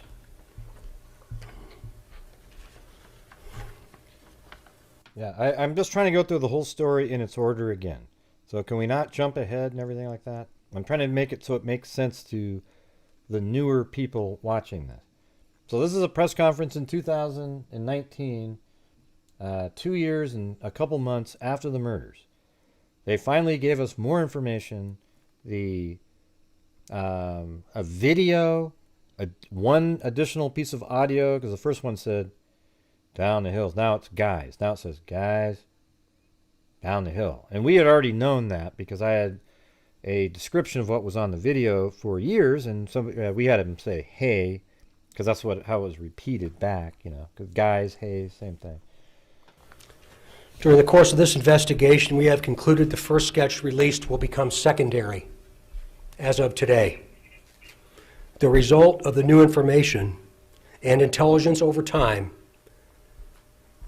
leads us to believe the sketch, which you will see shortly, is the person responsible I just got it, Jenna. Pete, for the thank you. murders of these two little I've already girls. put you on the spin. We also believe this person is from Delphi, currently or has previously lived here, visits Delphi on a regular basis, or works here.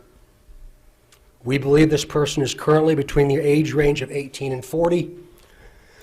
Oh, by the way, I did want to say something that sucks. So Scouting Dude sent me something in the mail to like that P.O. box thing where it's like a virtual email, and there's even a picture of it and everything, but I never got it to my house. So I have to call them up tomorrow, but it sounds like it was really cool. I feel bad. I have a picture of the envelope, though, but I never got it here. How shitty is that?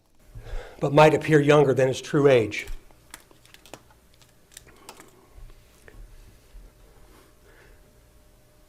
Directly. Yeah, so this press conference here, they put out the new image of the really young-looking person, which was the first sketch made, and it was, I mean, it's a really shitty sketch. I mean, to me, neither of them really look similar to a person that's eventually arrested. To the killer, who may be in this room. We believe you are hiding in plain sight. For more than 2 years, you never thought we would shift gears to a different investigative strategy, but we have. We likely have interviewed you or someone close to you. We know that this is about power to you, and you want to know what we know. And one day, you will.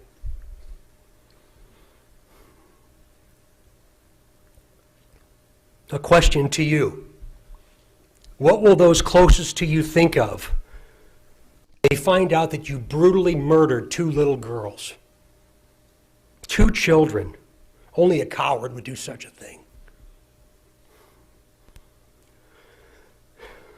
We are confident that you have told someone what you have done.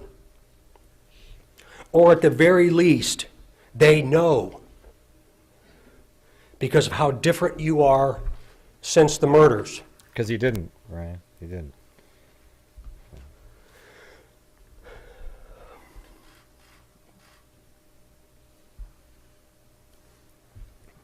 Not all the time. We try so hard to understand how a person could do something like this to two children. Well, I mean, the thing is, they have to do a full-face drawing regardless, right, Ryan? I mean, what are you going to do? Put out a picture of a person with a surgical mask on their face and you just barely see eyes? You wouldn't. What would that do? So maybe they're just assuming. The picture sucks, okay? I mean, the young picture looks nothing like the person. I recently watched a movie called The Shack. And there's also a book that talks so well about evil, about death, and about eternity. It's not what they're experiencing today. And I can assure you about death I'm rewinding. and about eternity to the murderer. I believe you have just a little bit of a conscience left.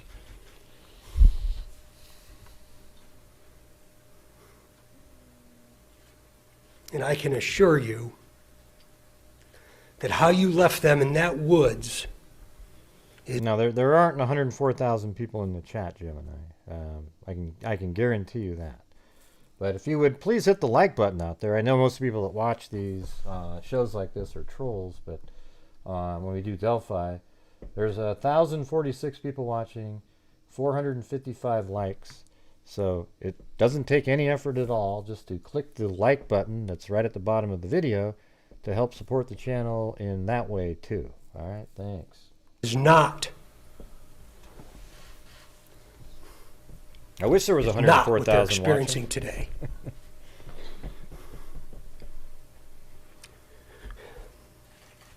To the family, I hope that you all will give them some time, because we're going to be asking that there's no media inquiry or no media response for at least the next 2 weeks, and I hope you understand why. Yeah, except the family was like, why did they do that? It wasn't really earth-shattering.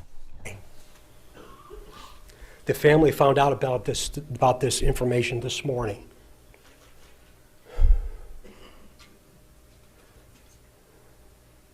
I just want the family to know that when I take my last breath on this earth, I'll be thinking of them. There's going to be a tremendous amount of questions. I know that. I know that. Never in my career have I stood in front of something like this. Please be patient with us, please. We're just beginning. We are just now beginning.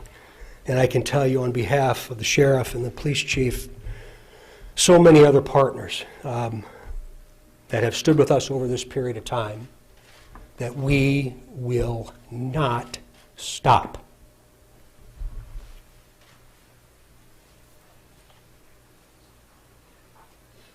Kim? That's the new image that they put out there.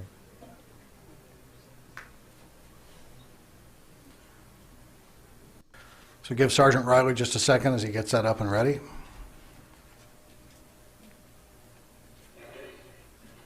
Hey, guys. Yes, I can definitely, you can almost see that. Look. Hey, guys, way better on that one. Hey, guys.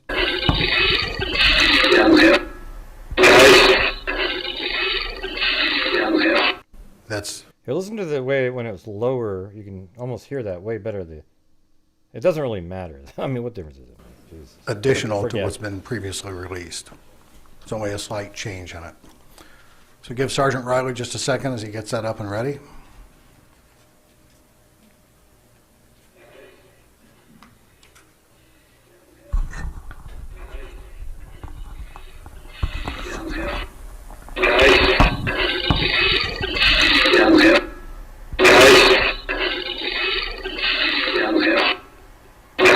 Thanks, Snail.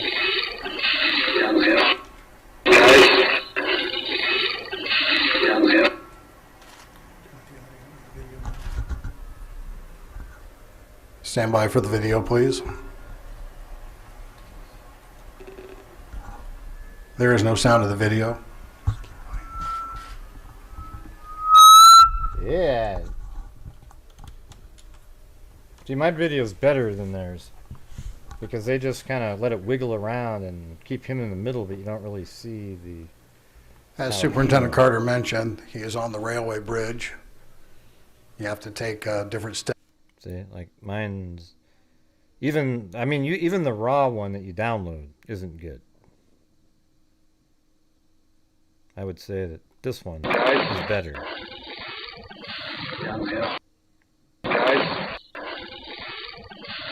No, those aren't people in the background, everybody. It's an overlay.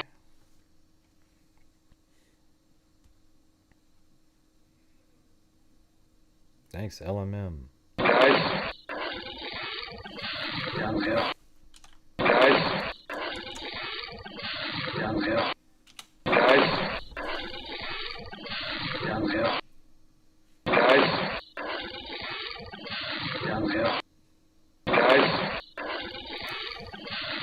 Alright, anyways, there you go. There was that press conference, and in that press conference we learned that there was a car parked here at the abandoned CPS building they wanted to know who the driver of the vehicle was at the time, and I thought maybe they knew the type of vehicle it was, but just wanted to know the driver, and then we're going to watch to see, but that doesn't sound like that's what they were doing.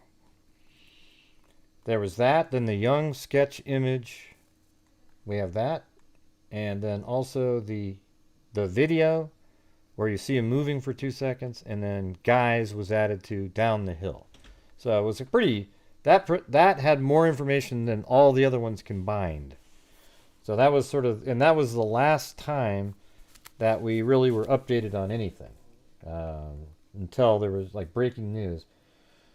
And then, despite, you know, nobody really likes the murder sheet too much at this point, but they, you know, back in, I think it was like 2021, they put out some information. Well, first it was, what was it? Okay. Law enforcement in December of 2021, so really a year ago, a little bit more than a year ago, put out some information on an online profile, Anthony Shots, the one I showed you earlier. That we hadn't known about the Anthony Shots. So you know earlier when I showed you the document with Kegan Kline and all that? None of us knew anything about that. We weren't made aware of that until after December of 2021, all those years. So in December 2021, law enforcement came out with a notification from, you know, they had like a prepared speech by their communications officer, whatever you want to call him. And he talked about how there's an online profile, Anthony Shots. We'd like anybody that's communicated with the Anthony Shots account using Instagram, Snapchat, blah, blah, blah, blah, blah. They mentioned a whole bunch of different ones. To please contact us. And then Wish TV, I think they were tipped off somehow, but they were able to go, oh, Anthony Shots, that's the account related to Kegan Kline. And then they produced that document that we read.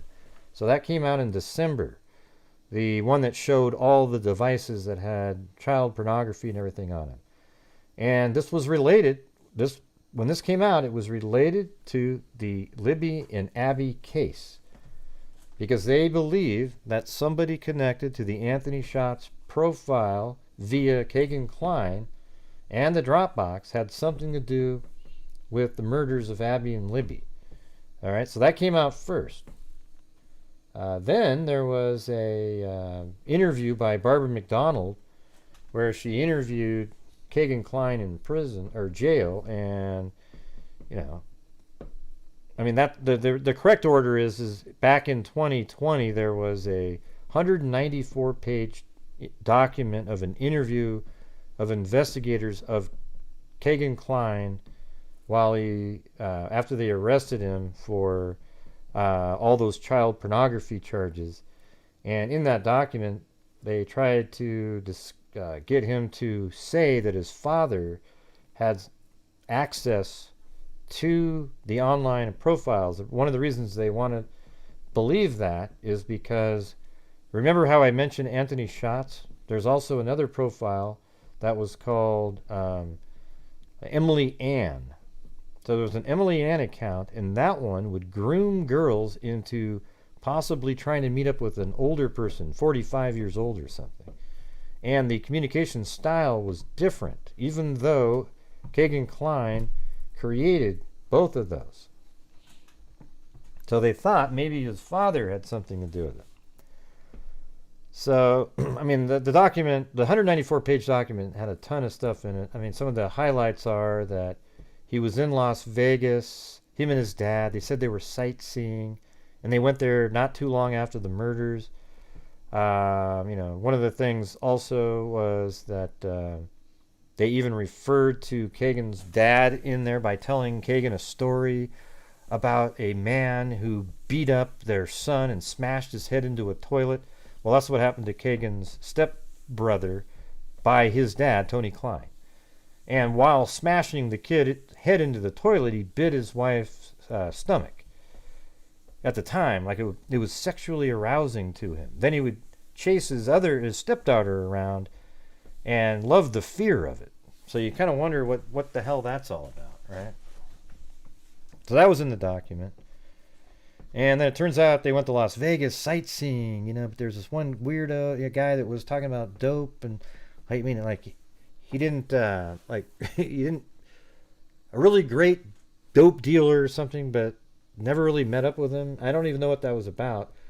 But my feeling is, could be totally wrong, is that there may have been something, this is what we were thinking back then, that something was filmed at that crime scene, and they got that film, and then they drove to Las Vegas together, and that iPhone that was factory reset over there, is it possible that that phone had that material on it? We don't know. Also, in the same 194-page document, it made a huge link between the Anthony Shots profile and Libby. It turns out, you guys, that Kegan Kline, aka Anthony Shots, or maybe somebody else, the father, who knows, I think it was Kegan in this case, was communicating with Libby. And Libby just absolutely, I guess there was these long conversations, sending pictures back and forth, and in this world that we're talking about, those are probably not appropriate pictures. We don't know, but that's probably what those were.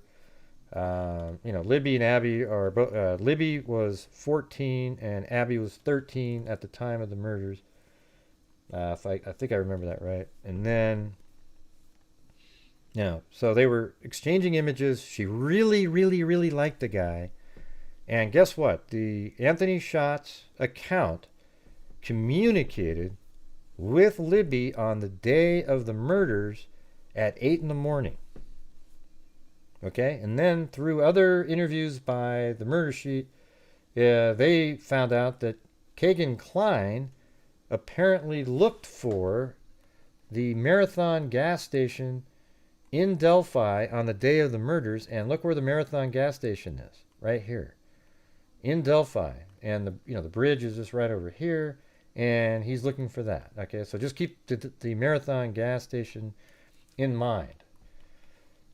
All right, so we know that he was communicating with her at 8 in the morning and had communicated with her over the weekend at like a slumber party with other friends, right? So there was a sleepover, all these friends were hanging out, and Libby was communicating with the Anthony Shots profile, who she thought was this really hot person, not the cave troll that he actually was. But keep in mind, law enforcement had told everybody for years that social media wasn't involved, and they actually believe that. I've actually talked to somebody and they go, yeah, we didn't think that had anything to do with it.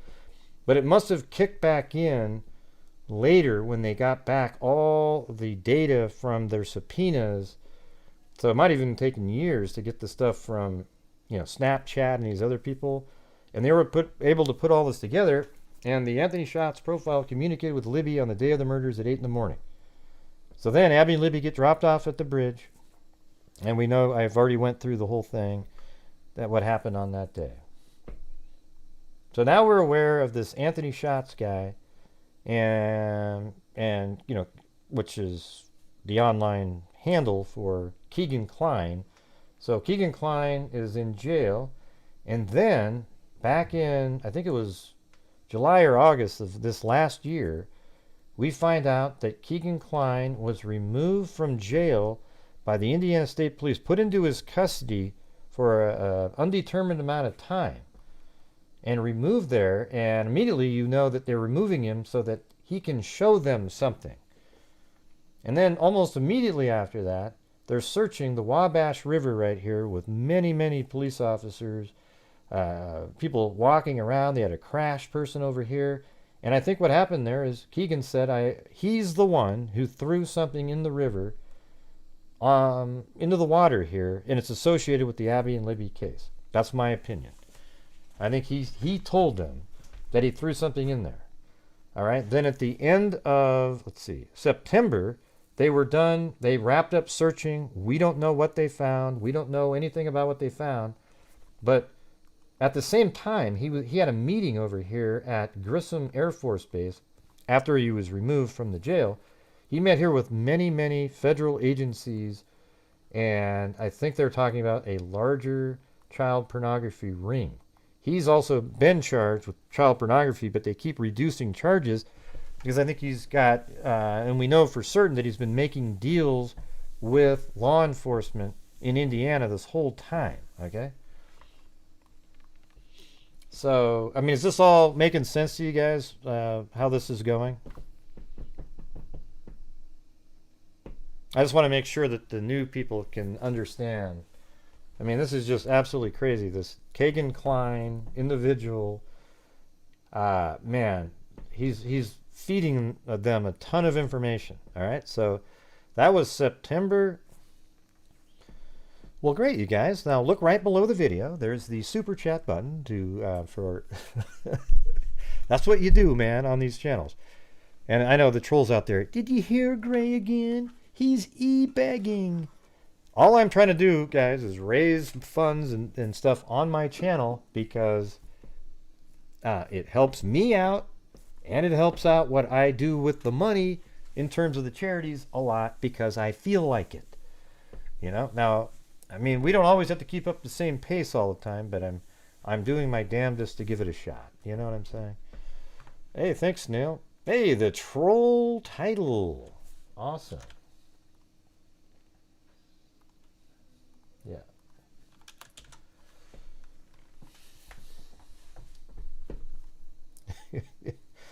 Right. So they're looking in the water here, and we don't know if they found something, but they searched that river right below that bridge and a little downstream for a month.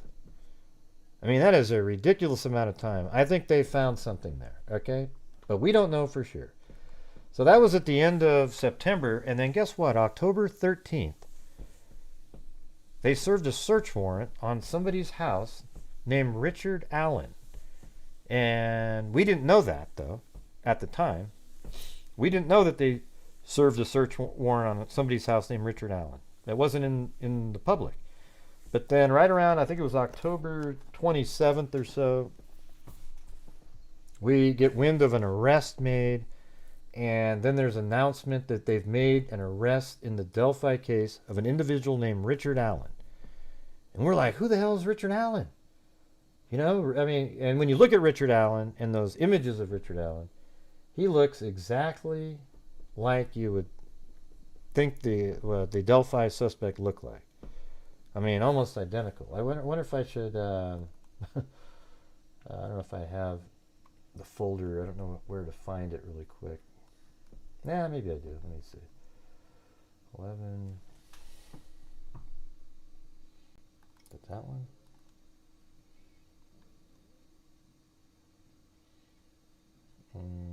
No, not there.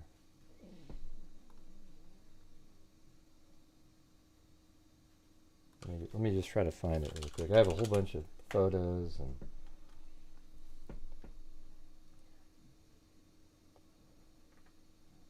Richard Charles Allen.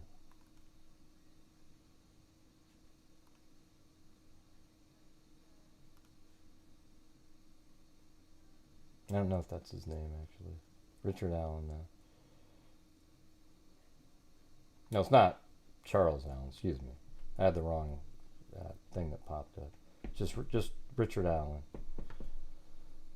I'm trying to find my little folder that had the images. I forgot to do that one. Richard Matthew Allen is what it is. Okay, here we go. Here's a whole bunch of them. So the guy walking on the bridge, I mean, you can just see it right here. This is what he looks like. Thanks, Snail. Boy, tough crowd in here tonight. Tough crowd. There he is. But look at that. I mean, you can just see the look there. And there's some really creepy things. Like, look at, he has a picture of his daughter on the very bridge. I mean, I know people take pictures there, but there's a similarity in physical structure to his daughter and Libby, right? So you see these kind of things, and then probably one of the creepiest things of them all is this one right here. This is a picture in Richard Allen's house of his daughter laying on the bed, and she's wearing one of the Abby and Libby memorial t-shirts there, the tie-dye shirts. I have one of these. Okay? But you know, a lot of people in the town have the shirts. Does that mean anything? I don't know.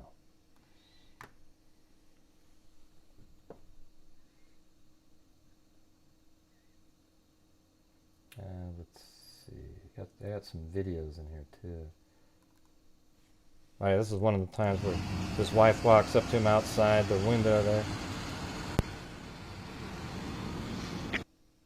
Okay, there he is. Yeah, I mean, just and then look at him, and then just look at this. Watch. Guys. And you can absolutely see that being him. Guys. Guys.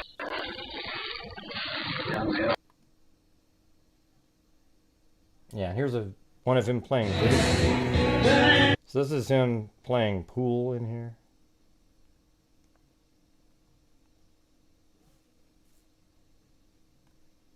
Dance, baby.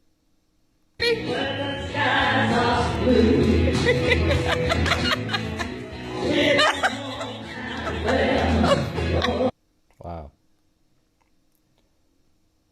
You know, one thing that's sort of interesting, if you go back to look at the this picture right here.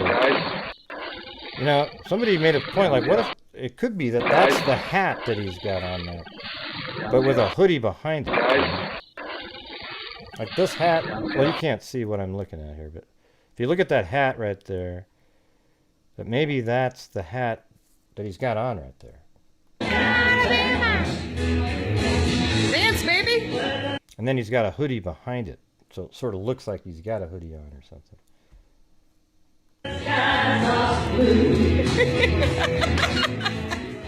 Yeah, so you got that.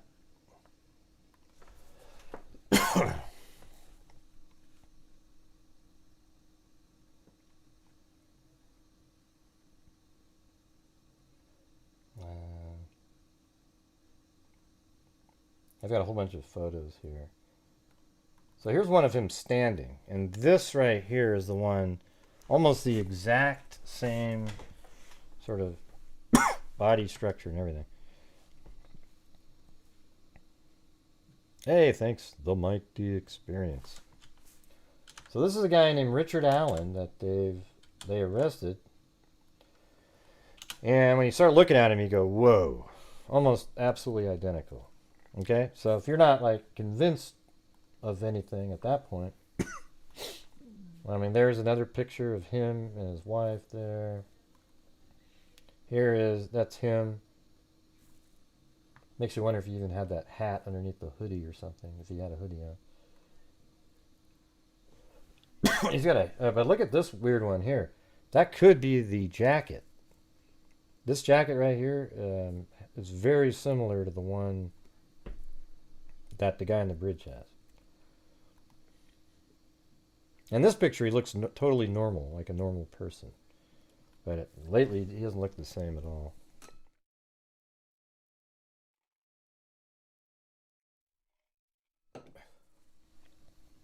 Thank you, Kathy Shiflett.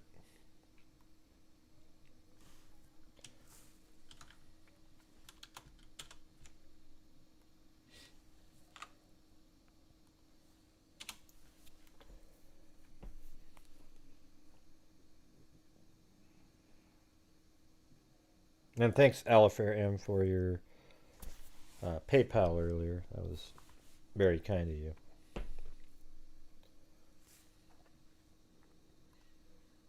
Yeah, so I mean, he looks just like him. So what we're going to do now is we're going to take a look at this document right here. So after he was arrested, a month later, they put they sealed up the probable cause document Then they finally released it. Okay? So after releasing it, I'm going to go and read this document again for you guys. And then you'll know exactly where we're at today. Okay? So I thought that was a pretty good wrap-up of the whole thing, don't you think? I mean, I feel like we're right back to like, oh yeah. And here's what I think is possible, is that Richard Allen knew Kegan Kline through the Dropbox account, because if it's not true that Kegan Kline knew Richard Allen, then what we're saying here is, one element that I forgot to tell you earlier. Do you guys remember when I told you that at 8 in the morning that Kegan Kline's phone called Libby's phone? Thank you very much, Nicole. Do you guys remember that? A minute ago when I told you that? Yeah.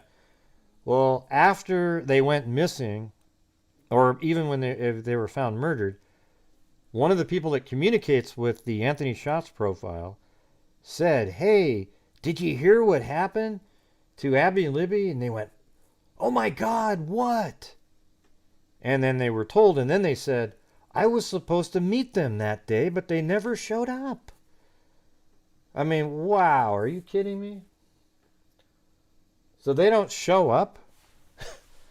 Okay, now, here's the thing, though. So they didn't show up. So what we're going to have to believe, if Richard Allen is not connected to the Anthony Shots, Kegan Kline, or, just Kegan Kline in general, we're going to have to believe that the catfishing account merely didn't get to meet up with Libby that day because some other random killer killed them. Doesn't that just seem too ludicrous? Like there was the worst day in history. Oh, well, let's see. Man, if that killer hadn't have killed you, you would have at least only met up with a catfishing account. I mean, that's ridiculous, right? I mean, come on, you guys. Thank you, Bright-Eyed Girl 714. I don't know how to not... And think of it like this, too. He goes to the bridge. He's talking with police. He is cooperating. I'm talking about Kegan Kline. He goes out to the Wabash River, shows them where he threw something in the water, communicates with them. Then 13 days later, they are serving a search warrant at somebody's house. And then merely 2 weeks after that, an arrest is made in the case. After 5.5 years, you don't think that it's possible those are connected? I mean, it just feels like he said something that led to... but they don't word it that way in the probable cause document. And that actually seems like that would help them a little bit. But maybe they don't want to do that yet, so that Kegan Kline isn't perceived as a snitch in the jail that he's in, right? So anyways, let's just go through. I'm going to go through this one. But do you mind if I go use the restroom first? And even if you do mind, I'm still going to go use the restroom.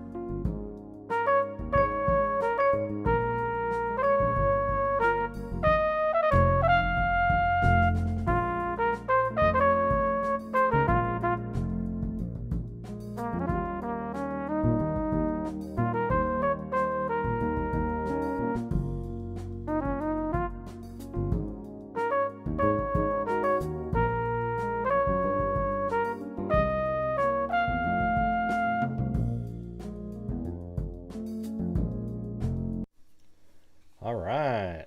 And thank you up there to Brown Eyed Girl 714 and again to Nicole. Thank you very much. So what do you think about that? What do you think the odd? Let me do a poll question here. Just a second.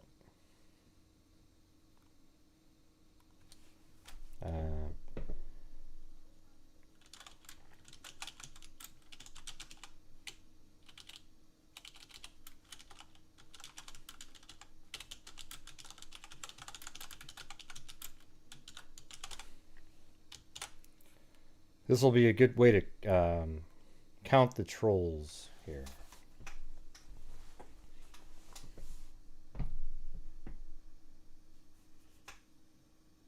There we go. See, there's people that say no because they think it totally makes sense that a catfishing account merely didn't get a meet up with Libby on the same day of the murders because a killer that wasn't known to anybody else killed her. Yeah, that makes a lot of sense. And that the arrest of Richard Allen was made just 13 days or so after they quit searching the Wabash River. Yeah. That's some good logic there. Not saying it 100% is, but man.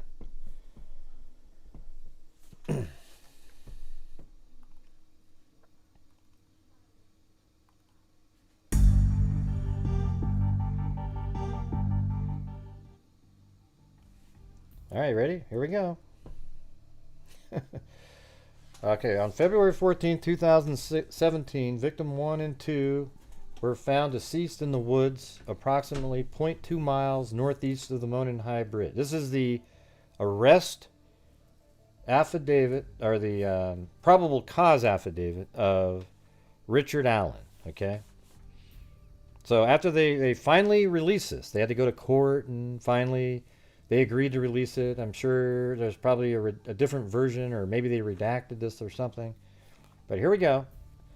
And I'll show you on the map here. I mean, I made a video of it, but I'm redoing it. I think it's going to be 1,000 times better.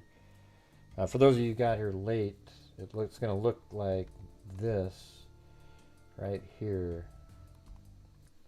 This is going to be the look of it. See, a lot clearer. You know, I think this is how Richard Allen got to the bridge, the parking area, drove down here, kind of down this random road, and then he takes a left, goes over the Wilson Bridge right here, and drives around on this road.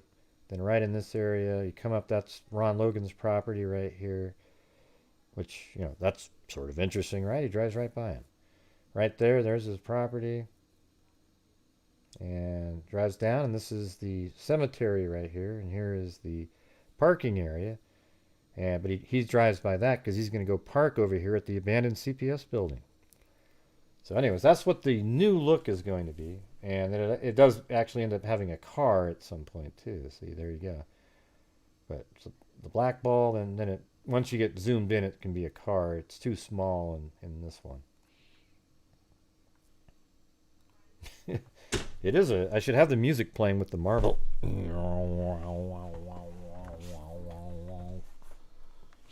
Alright. On February 14, 2017, victim 1 and 2 were found deceased in the woods, approximately 0.2 miles northeast of the Monon High Bridge in Carroll County. Their bodies were located on the north side of Deer Creek. So yes, they were found. They say 0.2 miles from over right here. That's what it is. And they were found right in this area. Now, their GPS coordinates put them right here, but that doesn't add up, that location, based on all the images that are out there of the crime scene tape. This pin is outside of that, so I don't know if they were being precise or what they were doing with that. But if you go right here around, that distance right there is 0.2 miles exactly. So, you know, that's what they're referring to. The Monon High Bridge is an abandoned railroad trestle, approximately 0.25 miles long. It's closer to 300 yards, but yeah. I don't know if 0.25 miles, that would be 400 yards. That'd be 12. That's not quite, not that much. That would be 400 yards would be 1,200 feet. And the bridge is only 866 feet, so I think that's a little off. 0.2 miles is basically, the length of the bridge, too. Probably less than that even. Quite a bit less than that. I think it's more like an eighth of a mile, the length of the bridge.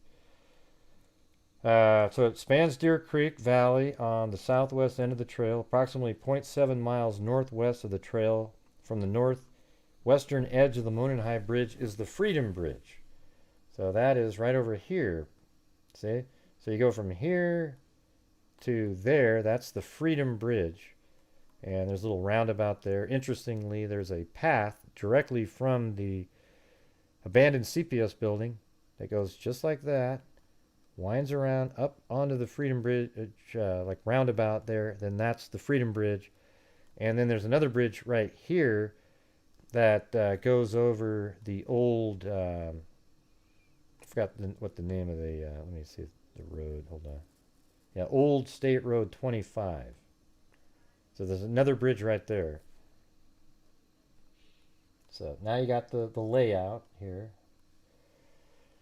At the time of the Monon High Bridge Trail was approximately 1 mile gravel trail terminating at the Monon High Bridge.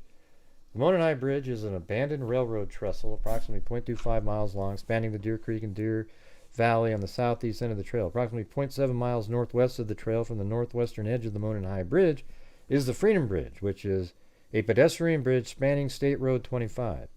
Approximately 350 feet west of the Freedom Bridge was a former railroad overpass over Old State Road 25, also known as County Road 300 North. The trail terminates just west of the former railroad overpass. The majority of the trail is in a wooded area with a steep embankment on the south side of the trail. The entirety of the trail and the location of the girls' bodies were and are located in Carroll County, Indiana. Through interviews, reviews of electronic records, and review of video of the Hoosier Harvest Store, investigators believe that Abby and Libby were dropped off across from the Mears farm at 1:49. And for years we always thought it was 1:37. Apparently that's when a phone call was made, but who knows if the phone call was made while Kelsey was driving, and you don't know exactly how long you might have sat there. Who knows? But 1:49 is when the girls were dropped off on February 13, 2017, by Kelsey, is what it would say there. The Mears farm, and that spot is right here. That's where they would have been dropped off, and that's the Mears farm right here. Okay, so really clear stuff. The Mears farm is located on the north side of County Road 300. This is County Road 300. That's the north side. There's the Mears farm. Very accurately written there. Near the entrance of the trails. A video from victim 2's phone shows that at 2:13, so that's Libby's phone, at 2:13 that Abby and victim, that Abby and Libby encountered a male subject on the southeast portion of the Monon High Bridge. The male ordered the girls, guys, down the hill. No witness saw them after this. No outgoing communications were found on victim 2, Libby's phone, after this time. Their bodies were discovered February 14, 2017. The video recovered from victim 2's phone, Libby's phone, shows Abby. So here's the thing. We knew this for a long time, and now we're finally getting the vindication, the proof that victim 1, Abby, was walking southeast on the Monon High Bridge while a male subject wearing a dark jacket and jeans walked behind her. And what we do know is that Abby gets to the end of the bridge, gets behind Libby, and Libby continues to film. Then the guy catches up. The video recovered from Libby's phone shows Abby walking southeast on the Monon High Bridge while a male subject wearing a dark jacket and jeans walks behind her. As the male subject approaches, approaches Abby and Libby, one of the victims mentions gun. And so what we have from 3 or 4 years ago, LMM probably had the same thing. It said that Abby said, he's got a gun. Or that's a gun. He's got a gun. And so that vindicated those comments that we had from way back then as well, too. Near the end of the video, a male is seen and heard telling the girls, guys, down the hill. And I've practiced that, so don't go, wow, Gray, you sound a little too much like him. Guys, down the hill. It's pretty good. You got to give me credit for that. The girls then begin to proceed down the hill, and the video ends. A still photograph taken from the video and the guys down the hill. Audio was subsequently released to the public to assist investigators in identifying the male. But it took you forever to give us guys, right? And they're not said together. Okay, it's like guys, then there's stuff that happens, and then down the hill. Victim 1 and Victim 2's death were ruled as homicides. Clothes were found in the Deer Creek belonging to Victim 1 and Victim 2, south of where their bodies were located. And all that means is their bodies were located right here, and south of them means in the water, like right around in this area. Right? So if they're found right here, then right in this area might be where you'd be finding those items, according to the document.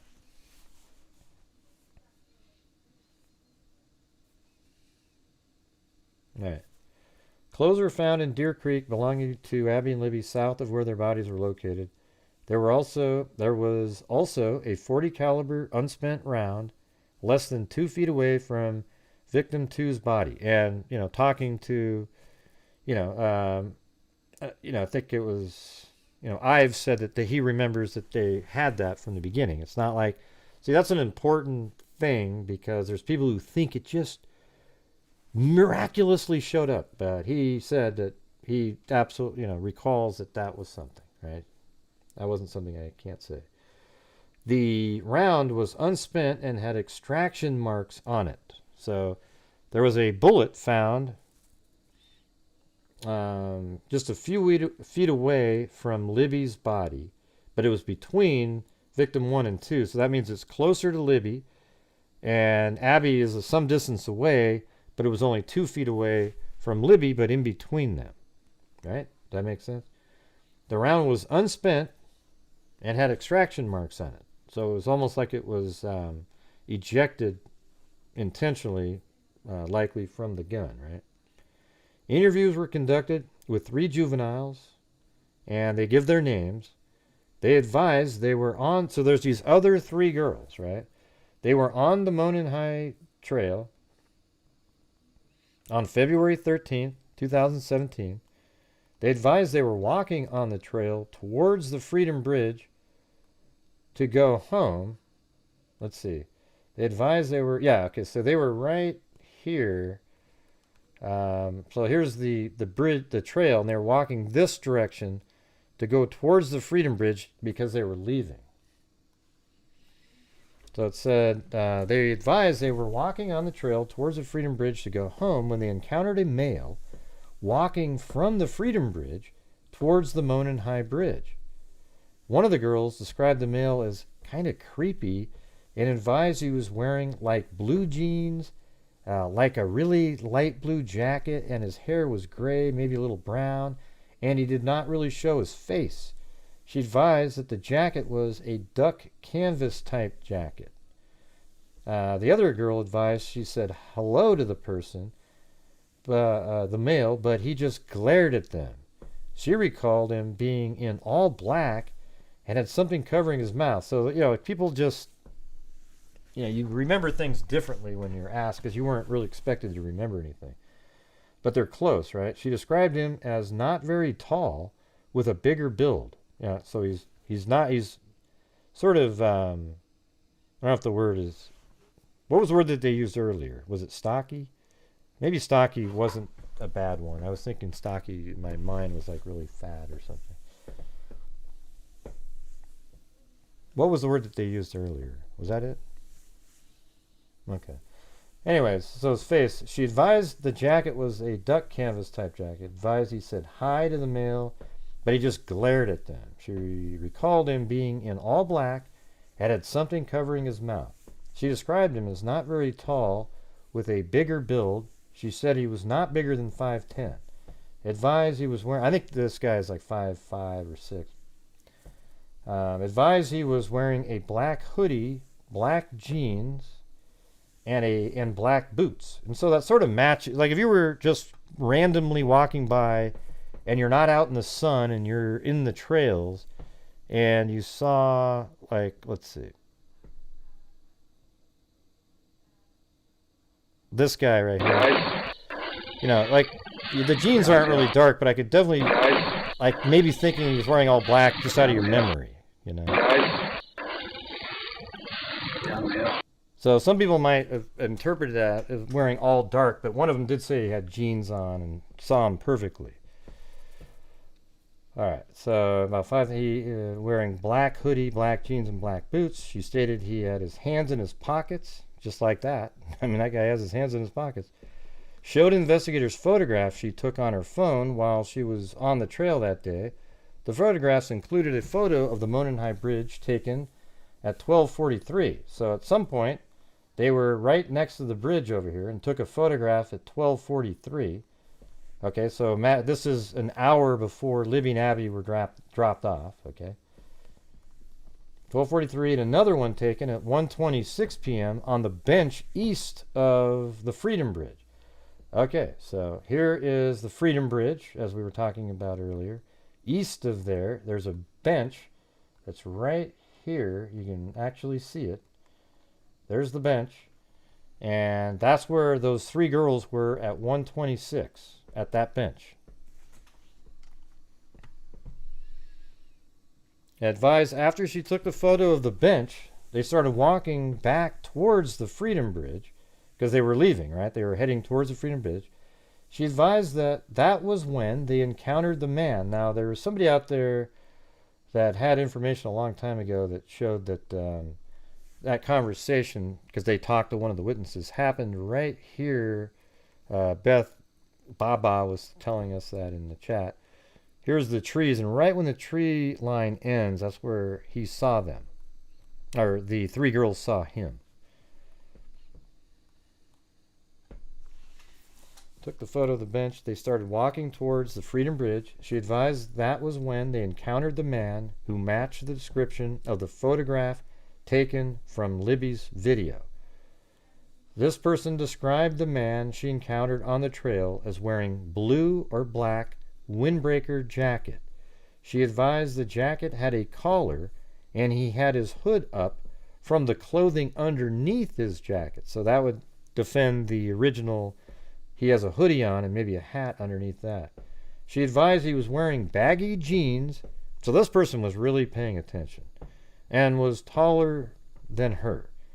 So who knows what her height is. But anyways, she advised her head came up to approximately his shoulder. She advised he said hi to the man and that he said nothing back. She stated he was walking with a purpose, like he knew where he was going. She stated he had his hands in his pockets and he kept his head down. She advised she did not get a good look at his face, but believed him to be a white male. The girls advised after encountering the male, they continued their walk across the Freedom Bridge and the old railroad bridge over Old State 25. So after they talked to or passed and said hello to, the Richard Allen suspect guy, they walked like this, go over the Freedom Bridge, and then over this bridge right here. And there's 3 of them. And we've got this going on, you guys.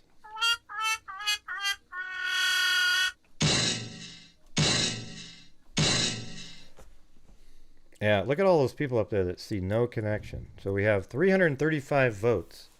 And that means 50 people think there's absolutely no connection at all. So what they're saying is, let me do another poll then. Hold on a second. Here we go. What do we got? Let's see.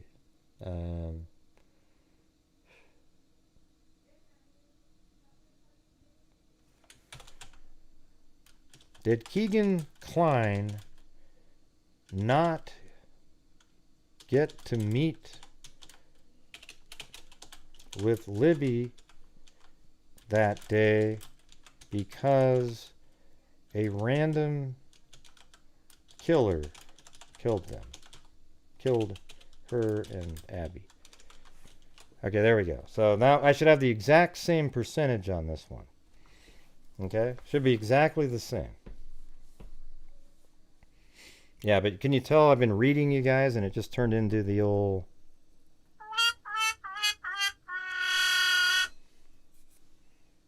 Wait, hold on. Yeah.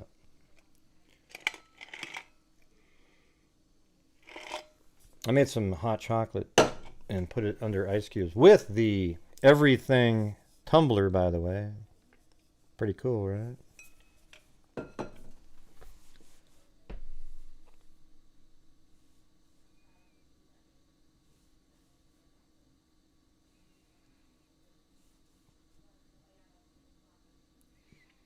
Yeah.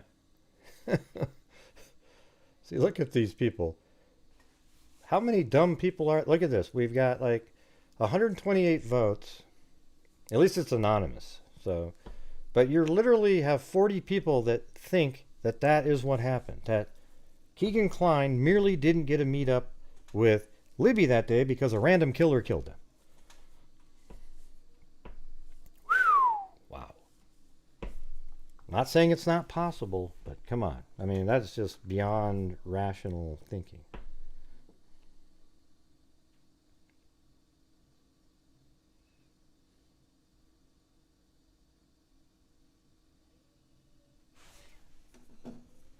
All right, I'm gonna get through this. I'm just gonna end the show after I get through this. I'm not gonna have time to do call-ins or anything. It is unreasonable, but people think it because they want to.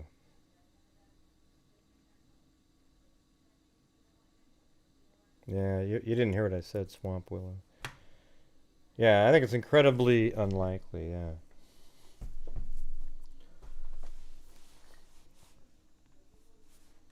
Okay, investigators spoke with one of the girls who advised she was walking on the trails February 13th. Video from the Hoosier Harvest Store captured, I think it's, we call her Sue, this one. So investigators spoke with Sue, who advised she was on the trails on February 13th. And this is where things get really interesting. Video from the Hoosier Harvest Store captured Sue's vehicle traveling eastbound at 1:46 p.m. towards the entrance across from the Mears farm. So this lady named Sue, she pulled in, and there's a camera, so keep this in mind. This building right here has a camera on it, and she drove by it at 1:46, got here probably, 1:46 also, parked her car, got out of it, and then she just started walking the trails. And she went towards the bridge first, okay? So this lady named Sue parked here, got out of her car, and started walking towards the bridge first. Let's just focus in on what we're reading here. Yeah. So anyways, at 1:46 towards the entrance across from the Mears farm. So Sue advised she saw 4 juveniles, not 3, so maybe, she either got it wrong. That part really doesn't matter that much. But they were walking on the bridge over Old State Road 25 as she was driving underneath it. So apparently she's driving underneath this bridge, and those same 3 girls, she said 4 though, were walking right over this bridge right here.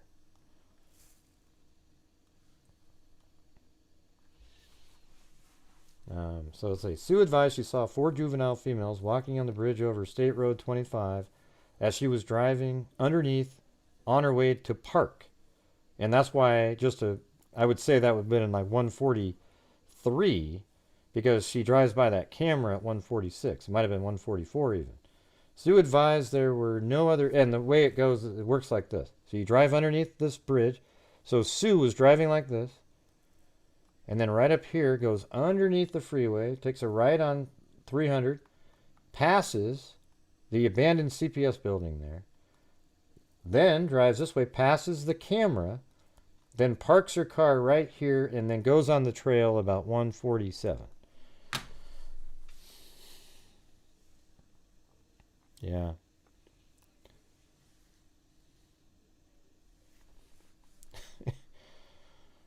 Yeah, are you guys paying attention to this? I mean, what he did the next day at work isn't relevant to what we're talking about here. So let's just get on to this part here. So Sue advised there were no other cars parked across from the Mears farm when she parked. So when she got there wasn't another car there whatsoever. She advised she walked to the Monon High Bridge, and guess what she did there? This is the key part. So when she parked there was nobody here, and Libby and Abby get there at 1:49. Remember that? So just after this lady parked, got out, and started walking, Libby and Abby were dropped off. Now, it could have been that they were dropped off. I mean, it must have been right at that time because, and the 149 time that we have now means that she dropped them off and then took off because they couldn't have been sitting there for a while, or they would have been there before Sue got there. And Sue would have seen the vehicle there when she got there. So it's a really tight timeline there. So Kelsey's car drives by here at 1:49. So that means Abby and Libby were dropped off right around 1:49.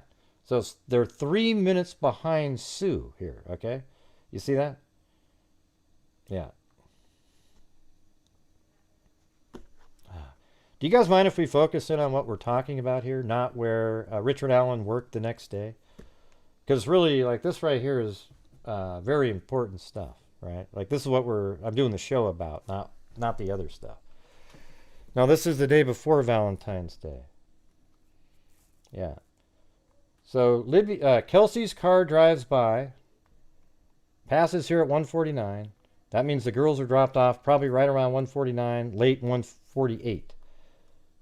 The Sue drove by here at 1:46. So that she's like 2 minutes ahead of Abby and Libby. So Sue's walking down the trail like that, right? So that's where we're at. That's where we're just about to get to. She advised she turned hold on. She describes where are we at? Investigators spoke with Sue, advised she was on the trails on February 13th. Started right. There were no other cars parked across from the Mears farm when she parked. She advised she walked on the Monon High Bridge and observed a male matching the one from Libby's phone. She described the male she saw as a white male wearing blue jeans and a blue jean jacket. So she's got him absolutely. This is the best witness out of all of them. She advised she was standing on the first, that he was standing. She advised that he was standing on the first platform on the Monon High Bridge, approximately 50 feet from her. So here's an interesting thing that we were measuring the other day. There's the first platform, right? Now if you go right to from the first platform to the start of the bridge, look at that. That's 49.46 feet. So she walked right to the start of the bridge and then turned around, but saw him standing on this platform right here. Isn't that amazing?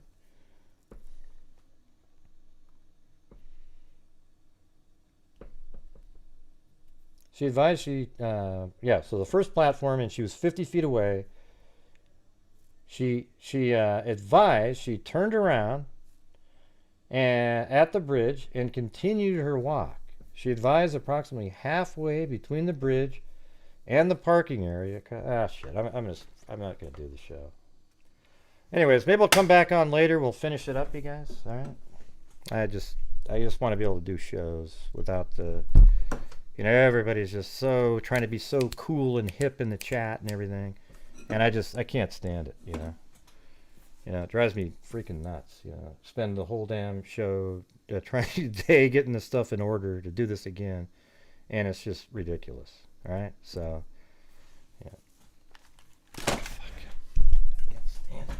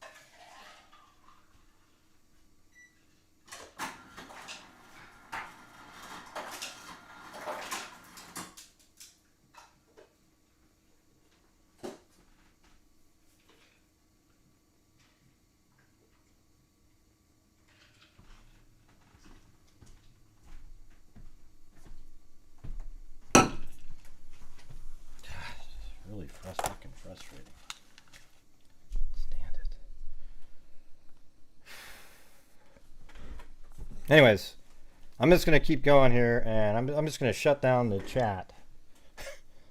No, it just gets so freaking frustrated. You know, it has nothing to do with what we're talking about here. And if you just freaking pay attention to it, you'd understand it. I mean, it's really intriguing information. You know, wondering about some other thing that we're not going to get to know the answer to right now doesn't do anything. All right. And no, it's not a rage quit. I just wanted to get something to drink, and not alcohol either, just water and something.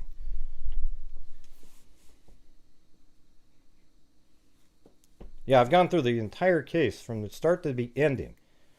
Okay? And now we're at this one crucial part, and now we're talking about some other bullshit. Okay? So let me just get to this part right here. Okay? And yes, I'm frustrated because tonight's one of those nights where I put all this time and energy into it. It's nowhere near as good as any of the other nights we've been doing. People aren't paying attention. I don't know if it's boring as shit. Whatever the hell it just is. All right. So, you know, here we go.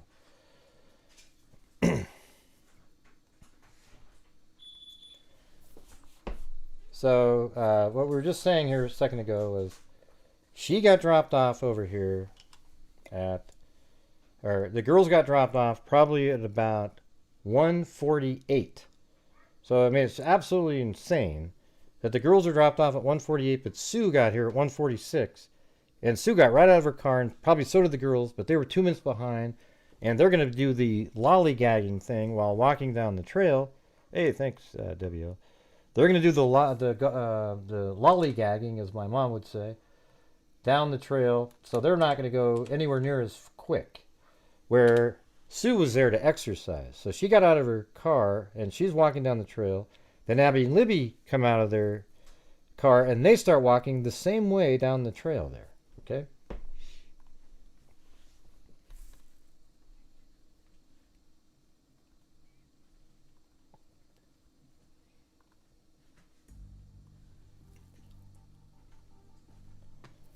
All right. Let's see. Let me go back. I don't even know where the hell I was on here. Yeah, so there was. When Sue walked down to the start of the bridge, she got within 50 feet of the person. He was standing on platform 1. She advised she turned around at the bridge and continued her walk. So when she got there, she turned around but saw the guy there and described him. And then she turned around and walked back the other way. She advised she turned around at the bridge and continued her walk.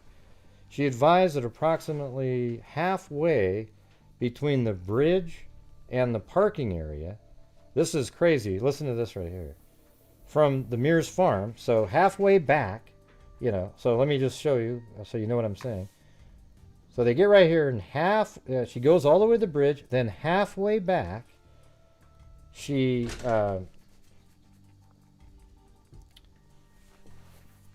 passed 2 girls walking towards the Monon High Bridge. She advised she believes the girls were Abby and Libby. Video from the Hoosier Harvest Store shows at 1:49 p.m.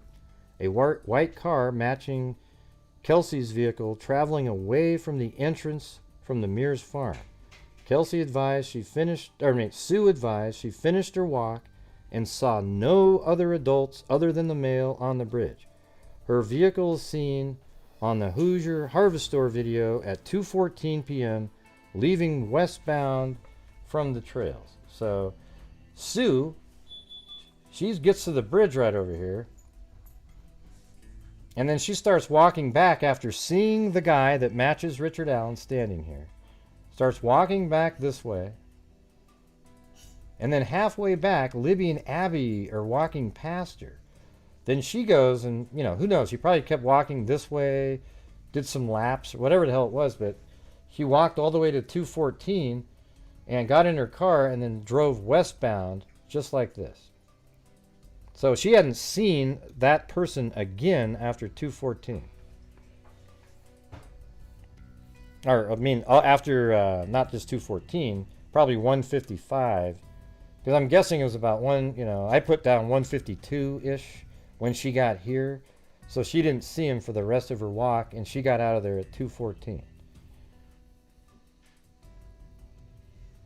Okay, and then Sue advised when she was leaving, she noted a vehicle. So listen how great this Sue witness is. Sue advised when she was leaving, she noted a vehicle was parked in an odd manner at the old Child Protective Service building. She said it was not odd for a vehicle to be parked there, but she noticed it was odd because of the manner it was parked. It was backed in near the building. Investigators received a tip from another person in which he stated he was on his way to Delphi on State Road 25 at 2:10 p.m. on February 13th. He observed he called it a purple PT Cruiser or small SUV type vehicle parked on the south side of the old CPS building. He stated it appeared as though it was backed in as to conceal the license plate of the vehicle. So Sue and that guy both drew diagrams of where they saw the vehicle parked, and their diagrams generally matched as to the area the vehicle was parked. So remember, that's the vehicle that Carter was referring to in the 2019 press conference that we played. So they also advised that he remembered seeing a smaller, dark-colored car parked at the old CPS. I don't know who this one is. Maybe it's, I don't know who this blank space is there. Also, but it's another person advised he remembered seeing a smaller, dark-colored car parked at the old CPS building. He described it as possibly being a smart car. That person also said the vehicle is seen that person's vehicle is seen leaving at 2:28 p.m. on Hoosier Harvester video. So that means they see him driving out at 2:28 past that camera. The same camera that's right here at 2:28 drives by. So there's a lot of people that saw that vehicle parked in, just like my sample video that I'm making is he drove like this, backed in and parked right there. Yeah.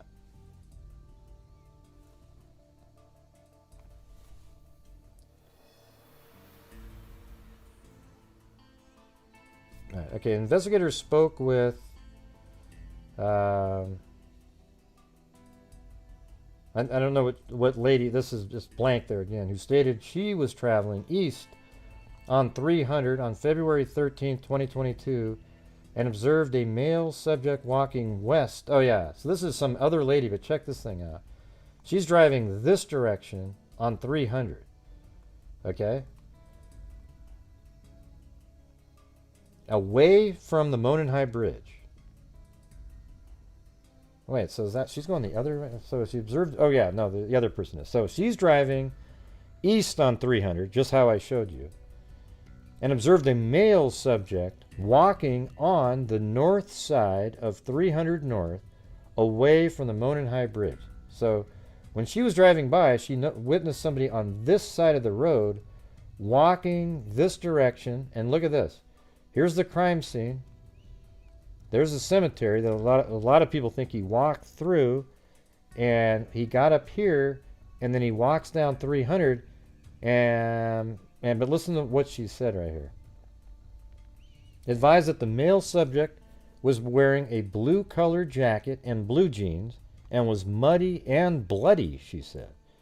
She further stated that it appeared he had gotten into a fight. Investigators were able to determine from watching the video from Hoosier Harvester that she was traveling on CR 300 North at 3:57. I mean, that is so... Derek was there. Think how crazy that is. So at that point, we know Derek was there at 3:14, and that means Derek was looking for his kids, or his kid, Libby, and also Abby going to pick her up, for like 45 minutes of time, just based on that he's literally walking around on a road up there. I mean, isn't that just absolutely nuts? Through interviews, electronic data, photographs, and video from the Hoosier Harvester, investigators determined that there were other people on the trail that day after 2:13 p.m. Those people were interviewed, and none of those individuals encountered the male. So that's another thing, is that there was a whole bunch of other people who showed up after that, and they never encountered the male. So keep that in mind, right? So they never saw anybody on the trails, and there were other people that showed up after that. You know, Cheyenne, you know, Derek is even one of those people. You know, there's just other people that showed up and never saw another person that looked similar. Those people were interviewed, and none of the individuals encountered the male subject referenced above, witnessed by the juvenile girls, and they mentioned their names.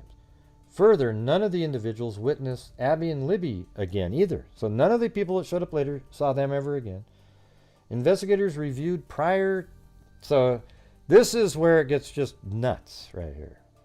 And maybe, you know, maybe Melanie was talking about this earlier. I don't really know. But it says investigators review prior tips, encountered a tip narrative from an officer who interviewed Richard Allen. But why were they looking at prior tips? See, that's where I think Kegan Kline comes in. It wasn't just like, just a cold, we're stuck, let's go look for something. I think they looked at those. Here's what I think probably happened. They got the name Richard Allen through Kegan Kline somehow. And then looking into Richard Allen, they're like, this guy lives here. You know what I want to see is the search warrant probable cause. Don't you guys? Have we seen that yet? I mean, we got the probable cause of the arrest, but don't you want to see the search warrant affidavit, the one that gave them the ability to search Richard Allen's home? Yeah, you know that has ridiculous information in it. And that's where they're keeping that from the public, because that's where we would see Kegan Kline's name in there, right? Yeah, so that's something that I want to get that as a part of a piece of information, because that's where we're going to get the answer to those questions, right? And that's why do you think that was sealed? Because there's a hell of a lot of little more interesting stuff in that. Because why would you not unseal it if it was really merely just repeating this again?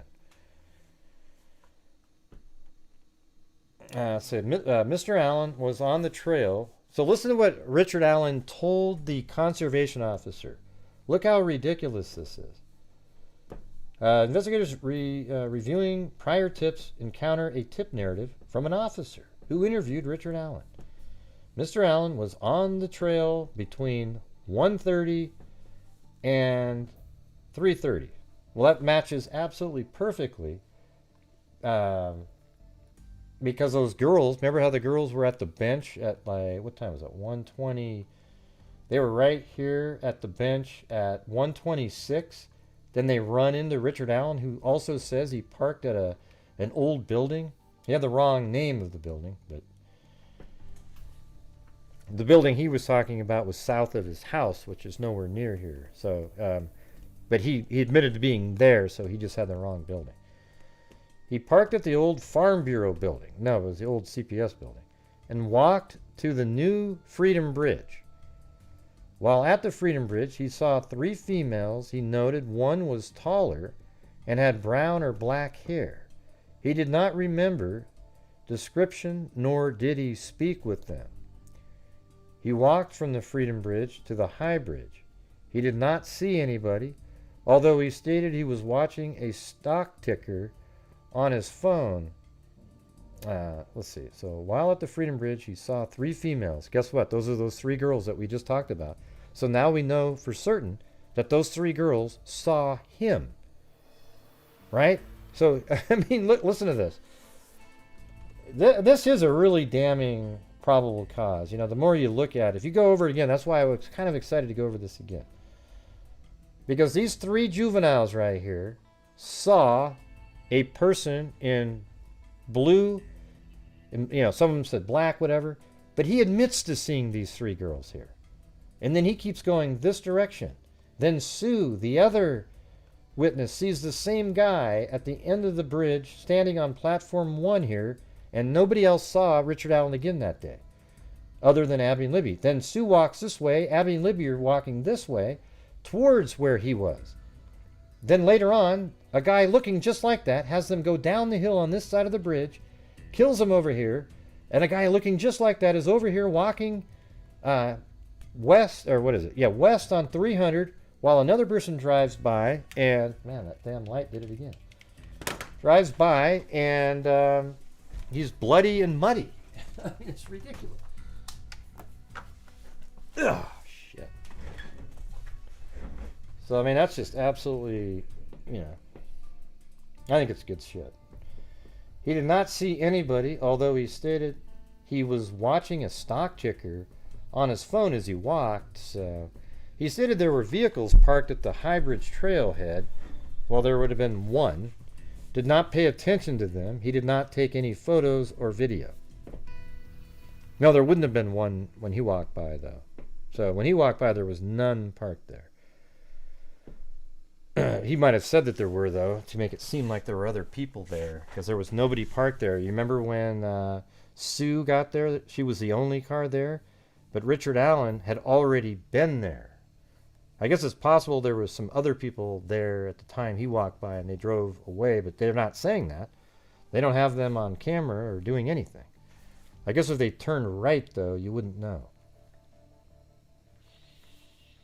Investigator was not a Farm Bureau. Okay, right here it said, investigators believe Mr. Allen was referring to the former Child Protective Service building, as there was not a Farm Bureau building in the area, nor had there been. Right, and the Farm Bureau building is way down south. Now, there's a bunch of YouTubers who, like, incorrectly made a big deal about that. It's ridiculous that they would even give a shit. Investigators believe the females he saw included, and those are the three girls, due to the time they were leaving the trail, the time he reported getting to the trail, and the description of the three females, that they gave. Investigators discovered Richard Allen owned two vehicles in 2017. A 2016 black Ford Focus, a 2006 gray Ford 500. Investigators observed a vehicle that resembled Allen's 2016 Ford Focus on the Hoosier Harvest Store video at 127. So there we go. A vehicle resembling his drove by here at 127, which absolutely matches up with Richard Allen saying he got there around 1:30. He parks his car, walks this direction, passes the three girls. He probably passed them at like 1:32, right? I mean, because these girls, you know, I was guessing a little bit later, but it doesn't really matter. It was like 1:32, he walks down here, and he may have gotten down to this area by 1:40, 1:41 or something. So he's just hanging out there. Then Sue gets here at 1:46, and then gets down here probably about 1:52, sees him, turns around. Abby and Libby get dropped off at 1:49, and they're already walking down the trail. So when Sue's walking back this way, passes them right here, and that leaves Richard Allen alone here while Libby and Abby are heading towards him. Man, I should be the one telling the jury how this worked. It seems like, to me, it's just almost, I mean, he's just boxed in. He is the guy there, you know, like there is no doubt about it. So it's 1:27 p.m. traveling westbound on CR 300. So he was driving by the camera at 1:27. It coincided with the statement that he arrived at 1:30. Yep. Investigators note witnesses described the vehicle parked at the former Child Protective Service building as a PT Cruiser, small SUV, smart car. You know, like some of those don't really look that great, but you're not really thinking, boy, I better remember to look at this car. They all generally had a dark color, and it was parked there just like Richard Allen said it was. Investigators believe those descriptions are similar in nature to a 2016 Ford Focus. On October 13th, 2022, Richard Allen was interviewed again. So remember that when I told you that they served a search warrant at his house? They interviewed him again. Richard Allen was interviewed again by investigators. He advised he was on the trails on February 13, 2017. So now he's doing an updated version. He stated he saw juvenile girls on the trail east of Freedom Bridge, which is exactly where we have it, and that he went onto the Monon High Bridge But look at this crap, though. Richard Allen further stated he went out onto the Monon High Bridge to watch the fish. Later in his statement, he said he walked out to the first platform. Boom! I mean, you just... Are you kidding me? That's exactly what Sue said. That you were on platform 1, you moron. I mean, you are on platform 1, for God's sakes. He stated he then walked back, sat on a bench. So here's the thing. I think he might have sat on a bench. Remember how I said that he got there? There's like 9 minutes of missing time for him. He easily could have walked down and sat on this bench over here for some time, maybe like, 7 or 8 minutes, and then walked down there. Now he's trying to explain why he may have left touch DNA or some sort of DNA on the bench. I hope they tested that bench, because I think he's admitting he sat on that thing because he knows he did. And he's trying to, let's see, I did sit on that bench. They might have swabbed that bench. They probably got my DNA from that bench. Yeah, so I sat on this bench. I mean, why even mention that? What a ridiculous thing to mention.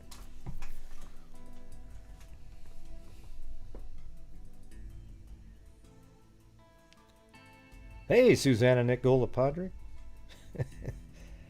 How's it going? Man, they've made videos about me and everything from that call the other day. Anyways, he stated he saw juvenile girls on the trails east of Freedom Bridge and that he went onto the Monon High Bridge. Richard Allen further stated he went out on the Monon High Bridge to watch the fish. Later in his statement, he said he walked out to the first platform on the bridge. He stated he then walked back and sat on a bench on the trail and then left.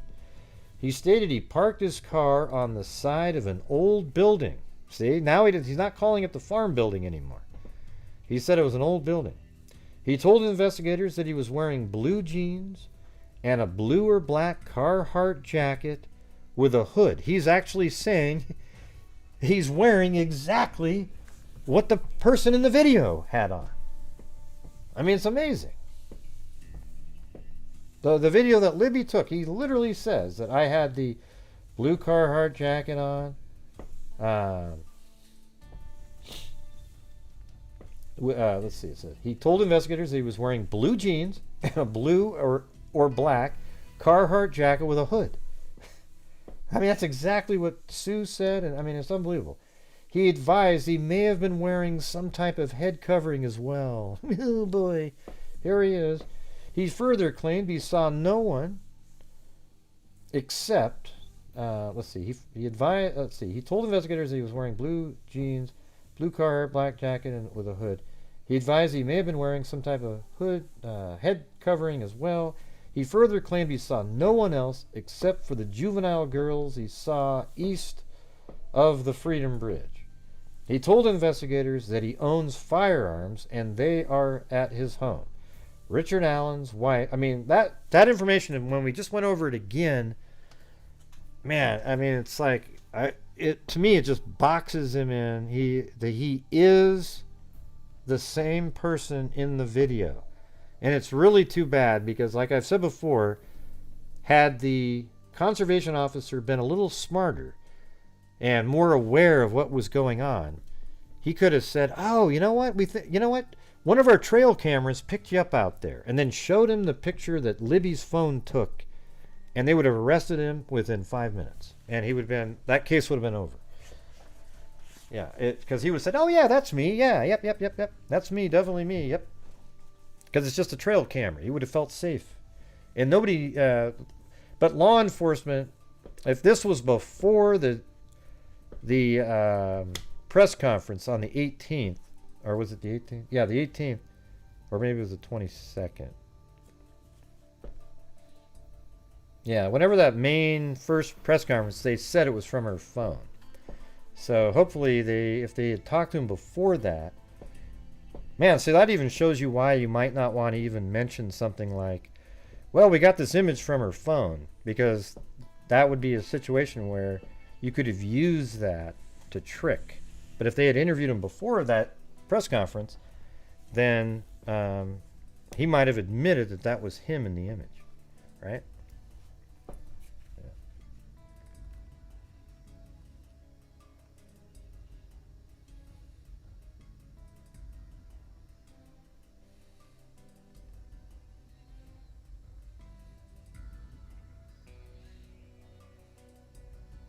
Well, it's not really. I don't think it should be confusing the way I'm explaining it today, though. I mean, it's like, are you guys still confused, like, when I'm showing you? It just really seems like the way we were going back and forth should be kind of easy. I mean, I did make a video, but I'm going to do a better one. I'm working on a new video with the, like a better animation, so it's just clear. I think things were moving around too quick on the first one that I made. Wasn't that great? And by the way, yes, I was frustrated earlier, but, you know, you guys just get to see me no matter how I am, right? Like, one day, you know, I got frustrated, you know. I mean, I take a lot of time putting everything in order again. And, you know, so it's no big deal, though. I know that people talk about other things. It just gets, you know, it's sort of like, you know, if there's a comedian out there and they're doing some jokes or something, and then there's a couple in the front that are talking about work or something, and it has nothing to do with your jokes. It feels, I think it sort of feels like that. You know, it's just kind of, you know, or like you're giving a presentation at at some sort of a conference, and there's people yakking away while you're talking. I mean, I know it's not the same. You guys obviously were talking, but it'd be cool if it was about what we're talking about. You know, not the. I mean, I don't want you to be silent or something. Although I'm sure you're silent. Or do you mouth out the words out as you type? Yeah. Oh, look at there. There's Zozo with the zipped up mouth again.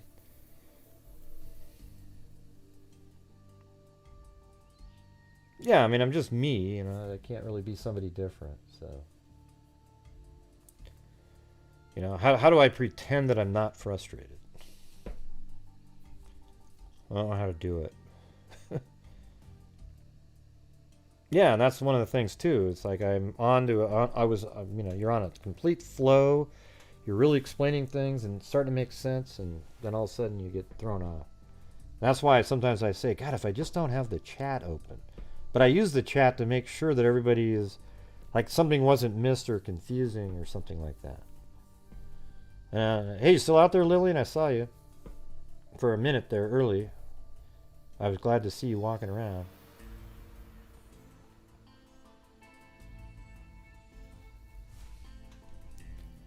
Well, I mean, they were talking about the case, but it wasn't related to the part we were talking about. Oh, sorry. Why, did you want to keep reading that? Just go get the document out there. It's all over the place. Oh, nice, Matt. Jesus. You should change it to doormat. I have so much respect for your... Well, thank you. Thank you. And that was a joke. Oh, nice, Matt. All right, so here we go. Here we go. We're right here. Let's just start back to where we were. He told investigators that he was wearing blue jeans and a blue or black Carhartt jacket with a hood.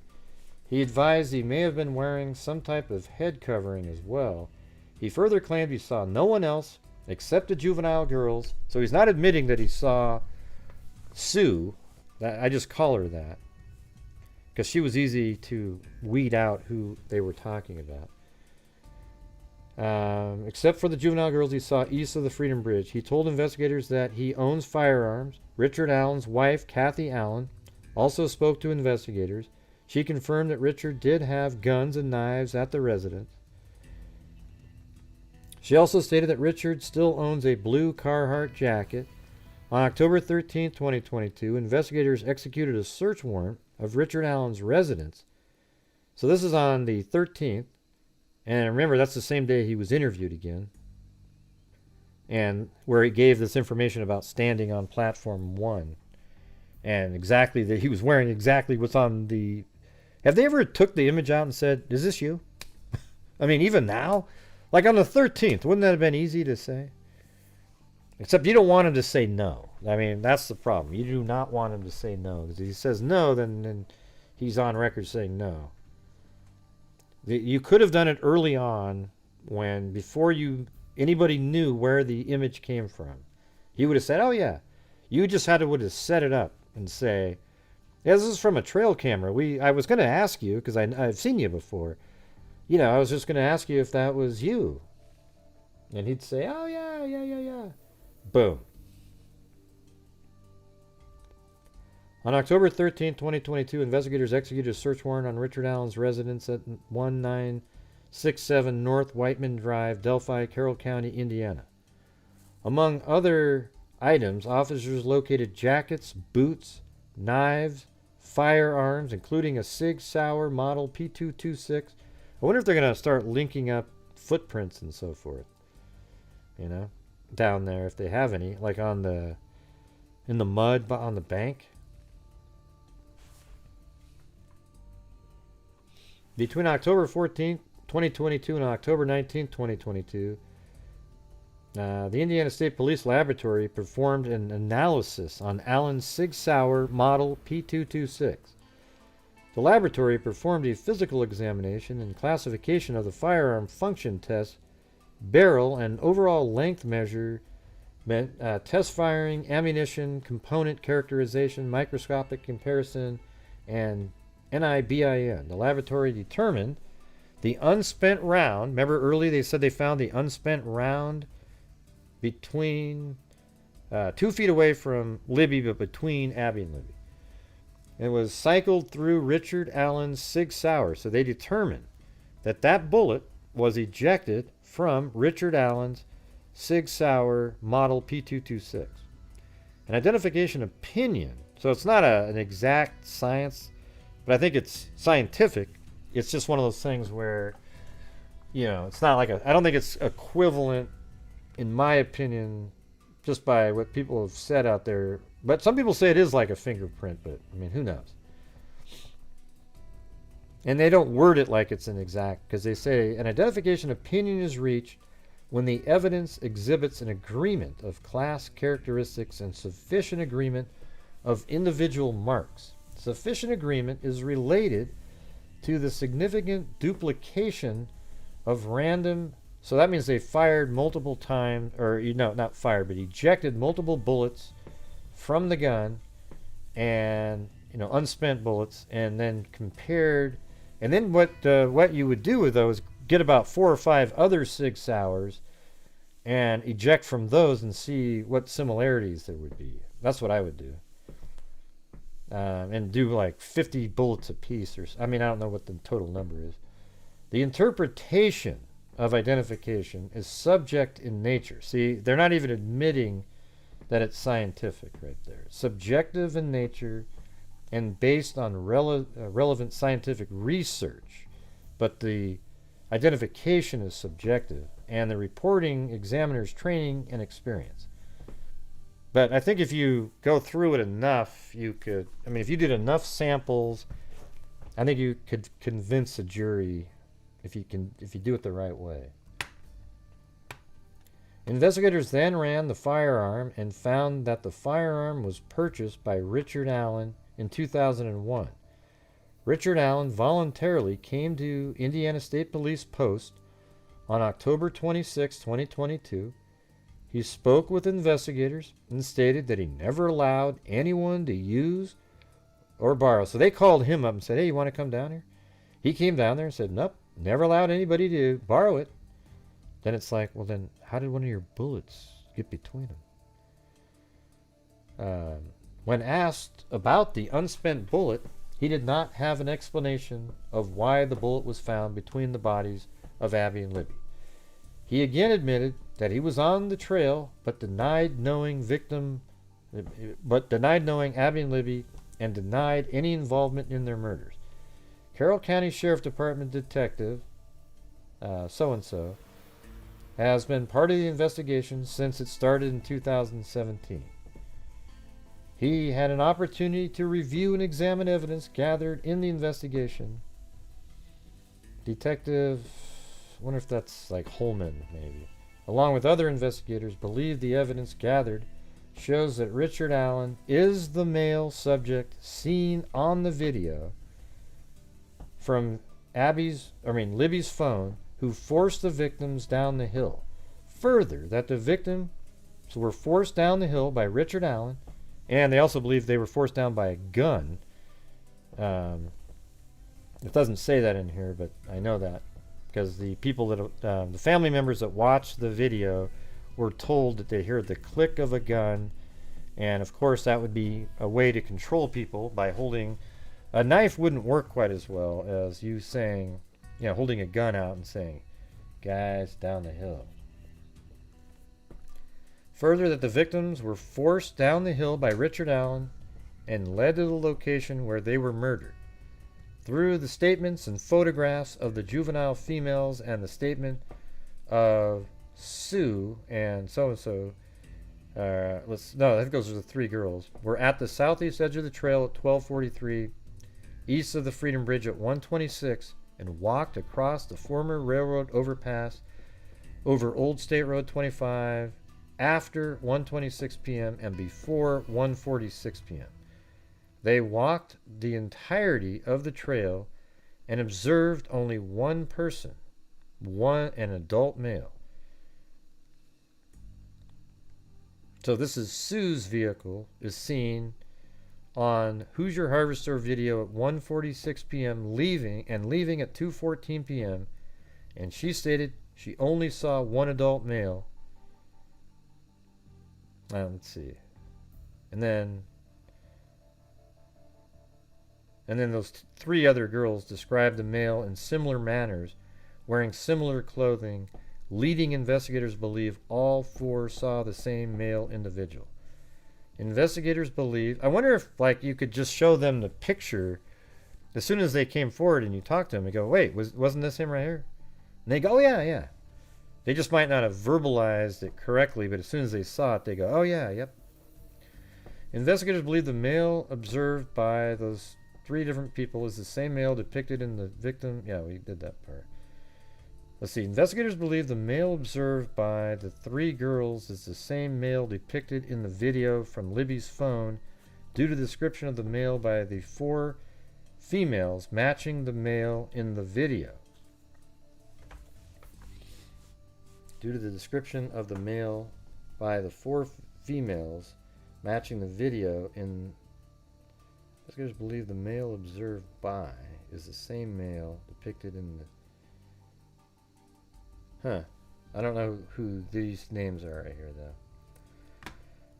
Furthermore, Libby's video was taken at 2:13 p.m. and Sue saw only one male while she was on the trail approximately 1:46 to 2:14.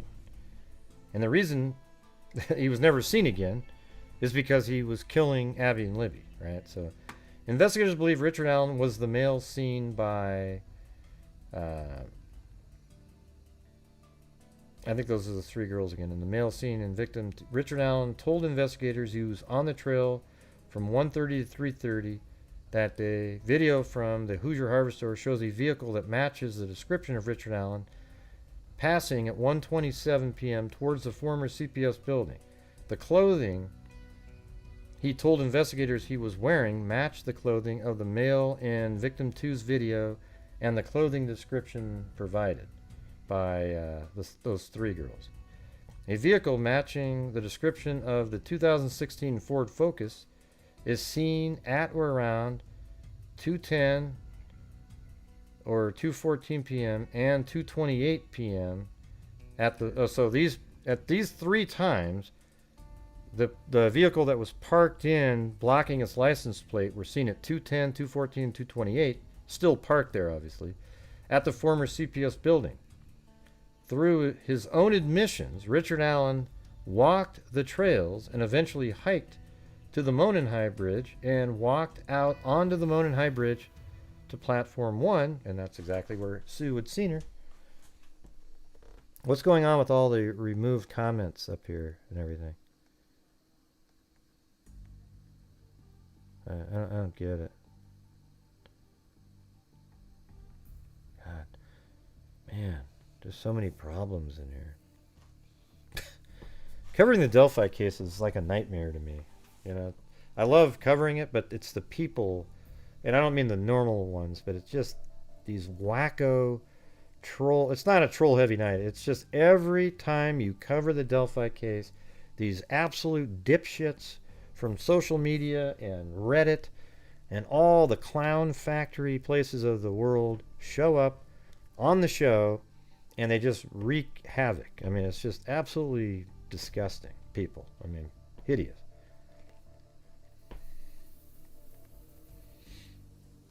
Yeah, so anyways, it said,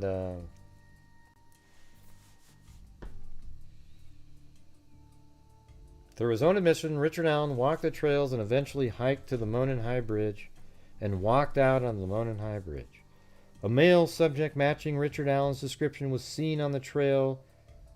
not seen on the trail again after 2:13. So think about it like this. Richard Allen got there at 1:30, right? He was seen at 2:13. Or wasn't, actually, you know, the last time anybody actually saw him was 1:52-ish, other than Abby and Libby. But even Sue didn't see him again after 2:13 because that's when she left. So Richard Allen, the description of the person that matched, Richard Allen, was not seen on the trail again after 2:13, but it's more like 1:52 when she turned around and was 50 feet away from him. Investigators identified other individuals on the trails or even on CR 300 north between 2:30 and 4:11. None of these individuals saw a male subject matching the description of Richard Allen on the trail. Although the one lady saw him at 3:57, right? Or something like that. 3:58. Muddy and bloody. None of those individuals saw a male subject matching the description of Richard Allen. Oh, that's right, on the trail. Okay. Furthermore, Richard Allen stated that he only saw 3 girls on the trail who investigators believe to be, and they mention them. Investigators believe Richard Allen was not seen on the trail after 2:13 p.m. It's actually, they're saying 2:13 p.m. because that's when the lady left, but it's way earlier than that. It's like 20 minutes earlier. Because he was in the woods with victim 1 and victim 2, Abby and Libby. That's why they don't think he was seen again, and it makes total sense.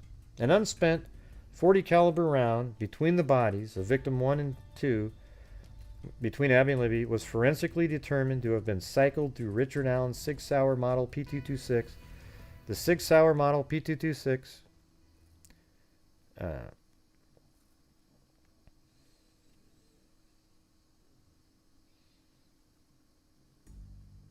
let's see. That's 40 caliber round between the bodies of victim 1 and 2 was forensically determined to have cycled through Richard Allen's Sig Sauer model P226. The Sig Sauer model P226 was found at Richard Allen's residence, and he admitted to owning it.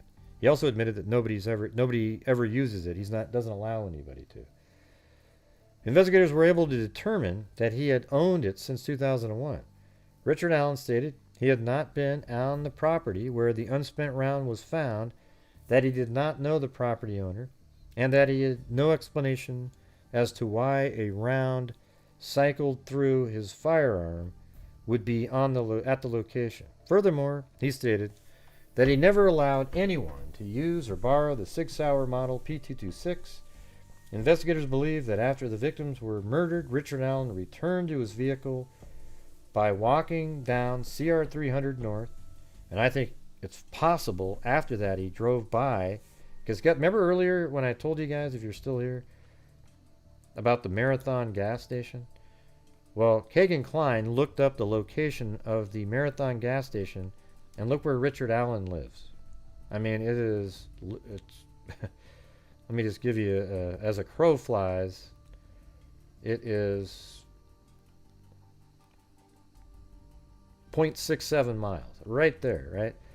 So what if, when Richard Allen was driving back, he dropped off some sort of media to Kegan Kline, and maybe even the weapon, and then Kegan Kline drove from there back to Peru, Indiana, and tossed the old knife off that bridge that they searched for a month. You never know, right? Or some other item.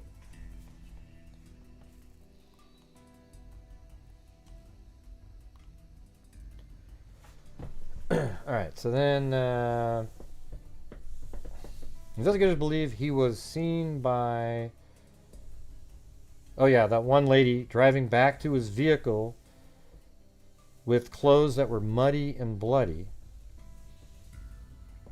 And then there, let's see, so along with investigators believe the statements made by the witnesses because the statements corroborate the timeline of the death of the two victims, as well as coincide with the admissions made by Richard Allen. Further, the account is relayed by, I think the three girls are similar in nature, and timestamps of photographs taken correspond to the times the juvenile females said they were on the trail. You know what's weird? It almost feels like there's, I mean, it does say page 7 of 8, but I don't know. 8's just sort of the ending, but it's weird how it just kind of doesn't seem to wrap up like they normally do, but there you go. Anyways, what do you guys think? So now Richard Allen is, you know, he's going to court hearings and so forth. I think this really does say it's him. I guess the key right now is what led law enforcement to looking back at the old files so soon after searching the Wabash River. See, here's the thing. Okay, let me do my little thing again. Watch this. What do you think the odds of this are?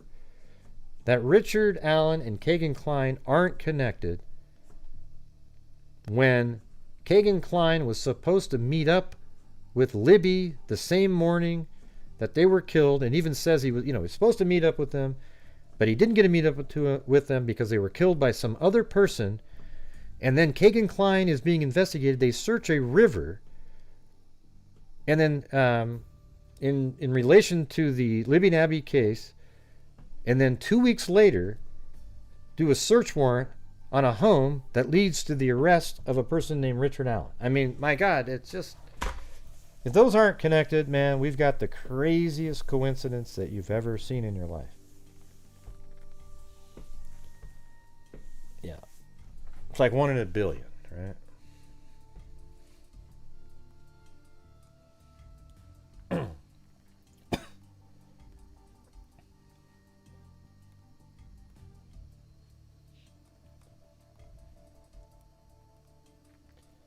Hey, thanks, Nicole, for the Cash App. Thank you. Jesus. Yeah.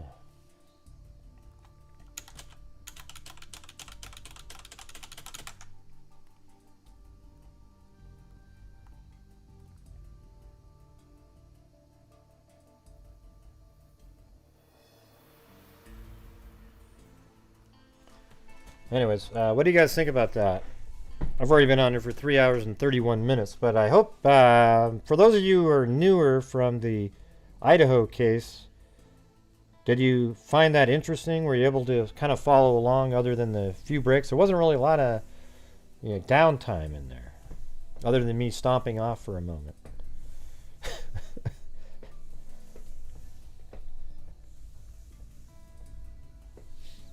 Yeah, I know you're not, you know, but I thought that was pretty cool. I mean, even in my own mind, I was like, oh, wow, this all starting to, you know, make sense again.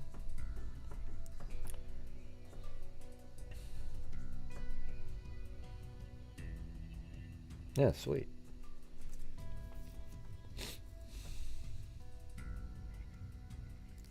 one of our slower super chat nights we ever had, but in the last, well, not ever, but in the last 4 months or so. But, you know, not every night can be great, I guess. Been really good on the outside of that, though. So thank you to, let's see, to Tosh, very generous PayPal, and then Alifair M with the crazy, I mean, you got to tell me if that was accurate or not. Anyways, thank you very much. And then, let's see, Shelly Savoy, maybe?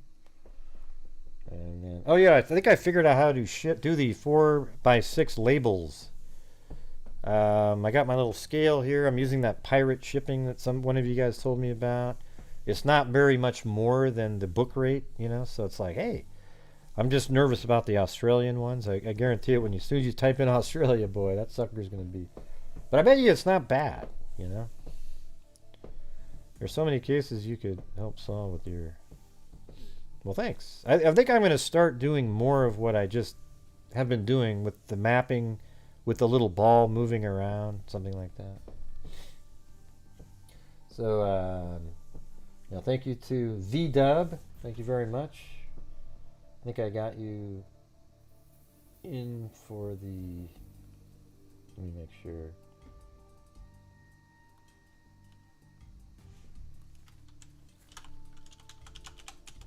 Yeah, there. I got you in for the notebook there. And then also Lisbeth PCB.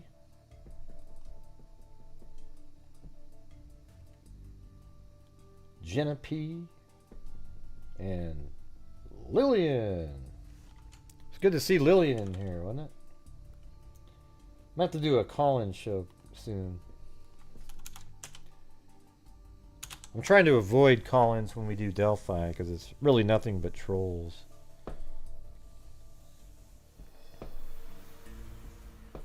That's about it, really.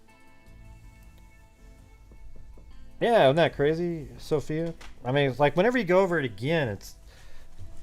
I got to tell you, this time when I went over the probable cause, I was even more... You know, this guy is screwed. I mean, he basically admits that he's the guy that they all saw. And then all of a sudden, and then you know that it's just Libby and Abby that are about to approach that same guy. Then the guy that even him himself describes is the one that's forcing them down the hill on the other side of the bridge, because he said he was there for 2 hours, right? Well, how come nobody else ever saw him? Where was he during the 2 hours? You know, like, what's his excuse? Yeah, I just went down into the woods and just, you know, it's weird.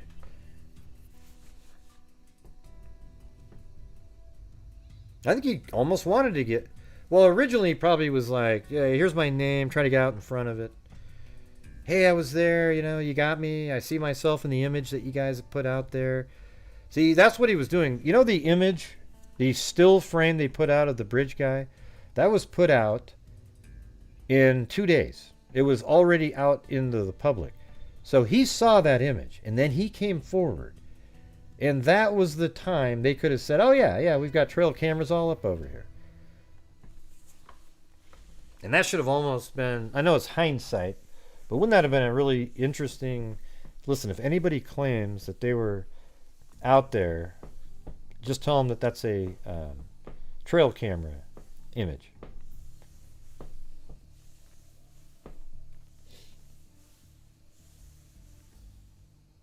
Even without the bullet, it's pretty obvious. Yeah, the bullet to me, it's cool and everything, but the rest of it, oh man. I mean, he's the car driving. He's admitting that he parked at the abandoned CPS building. It's his car driving by the Hoosier Heartland store there. He gets out, passes the 3 girls, admits to even talking to the 3 girls, does not admit to seeing the other person. He doesn't admit to talking, but he passed the 3 girls. Then he admits to going to the bridge and being on platform 1 exactly where Sue, the other witness, saw him and described him perfectly, matching even his own description of himself. And then all these other people were walking on the trails and never saw him again. So here's a better way to word it in this document would be just prior to Sue, just after Sue seeing the man that matches Richard Allen's description, she passes Abby and Libby, and Sue never sees the man again, nor does anybody else. And then you could say, and Abby and Libby were headed directly towards the individual that matches Richard Allen's description. I think I would put that in there too. I mean, it's interesting that that's not in there. I think that is, I think that would be just a better way to put that. Is this after passing, just moments later, she passes Abby and Libby. Abby and Libby are headed towards Richard Allen, and, you know, or the Richard Allen suspect looking guy, and that person's never seen again.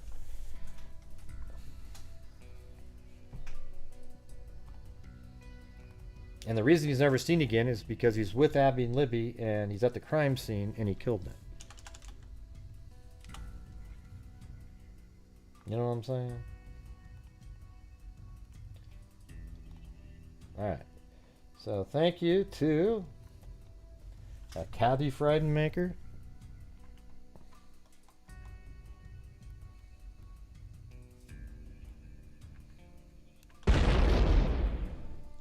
Cheryl Bullock, Jamie, Cheryl Bullock, Crime Freak, Cindy J, Brenda Ivy, The Mike D Experience, Ray Ray, Vegas Andrews, Dr. Edward Moskowitz, Loretta Reyes, Josh the Posh 63, Scott Holland, Joel Sane.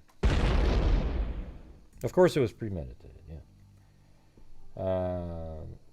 Pat L. Kathleen Canick. Cairo. Is it true Richard Allen had Duper's Delight? Caligal 3. Jamie. Eugenie. Jamie D. Jessica Schubach. One Sly Angel. GMA Nobby 7. Let's see. Coastal Hampton Style. Amber Maiden. Jessica Schubach. The Mike D Experience. Gummo. Josh the Posh 63. Purple Cottage Crafts. Miranda Lee. Persephone's Pomegranate. Holly Rose. Vegas Andrews. Kay, me, Melanie, Snarky Cinderella, Ray Ray, Kathleen Canick, Capocano, Leah the Libertarian, Snail, LMM, Jenna P, Snail, The Mike D Experience, Kathy Shiflett, Nicole, Brown Eyed Girl 714, Holly G, Debbie L, Tina Susser, Dan Carr, Martha Mullen, Studio Headphones, and Alyssa Denver. So how about this? Instead of giving away anything tonight, I'm gonna send another $500 donation out there. Is that good? You guys okay with that? To some other, I don't know. Maybe we can try do that one I was gonna do this year. Let me see. Is this a good one? Just want to make sure.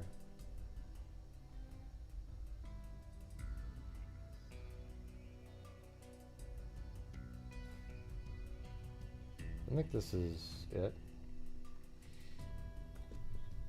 Yeah, so there's one, they're murdered and missing indigenous warriors, right? So I think we could try that one. What do you think? It's for education. Like these, they go out and they sort of teach, sign up today for free self-defense. You can fight violence with violence, but when met with violence, it's important to know how to defend yourself. You know, it's 501c, you know. What do you think? Are you guys okay with that? Not winning something tonight?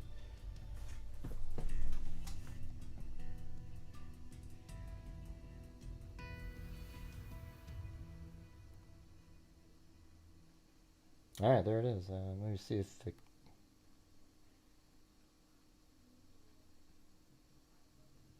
Yeah, it looks like it's going to work here, so... There it is, Indigenous Vision. Alright, there we go. There we go. I'm going to get off the screen when I hit the button, but I don't know what... Oh yeah, see?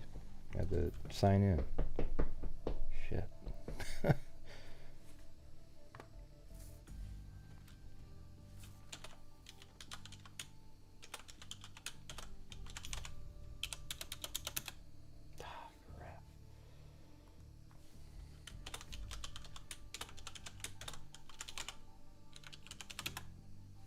Alright, I gotta go find something. Hold on. Yeah, shit. Not that one. Just a second. Yeah.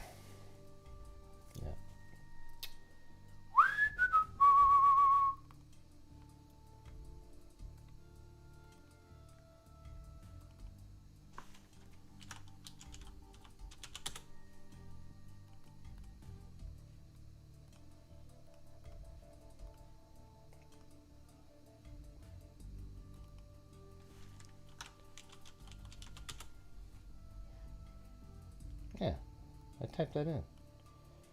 Jesus, idiots.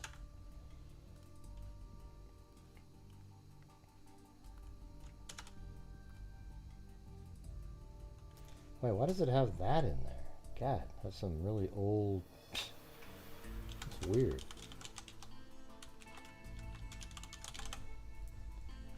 It had like my old email from a long time ago. Bizarre.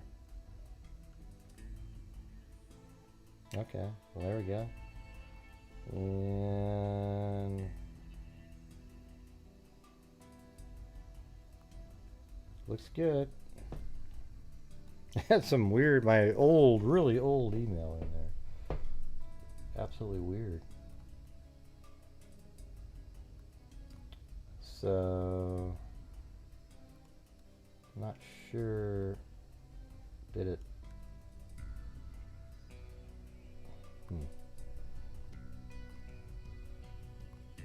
Oh, there. It looks like an email came in there. There it is. You donated 500 to the Indigenous Vision, which is what I just told you it was. So there you go. Boom. We got 500 there. We're going to add that. We'll change the name. Let's see. That was January 15th, 2023. So thanks, freaks. Your guys' support for the channel allows all this stuff to happen.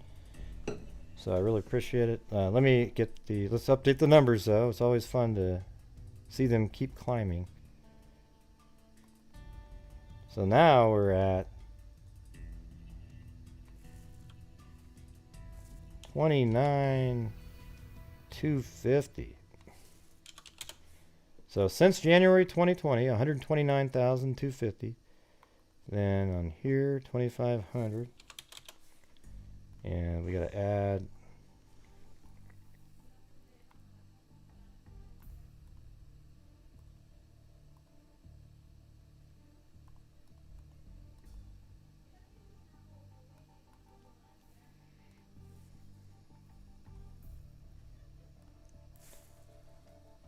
yeah, so it's going to be I'll just call it what they call it, Indigenous Vision. I don't know what that means, but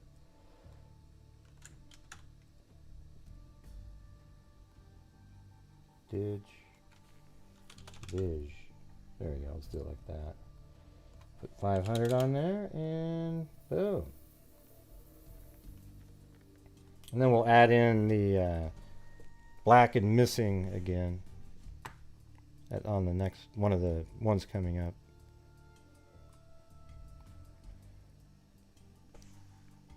Does it fit in there? Let me see. Doesn't look like it would fit. There it is. Yep. Indig Viz 500. Boom! Boom chakalaka!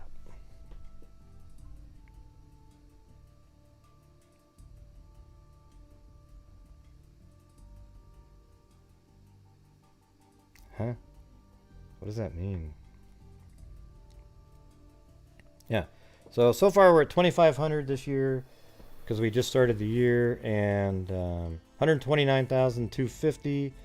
We did 62,250 in 2022, 42,500 in 2021. Isn't that weird how it went up 20,000? Like almost exactly.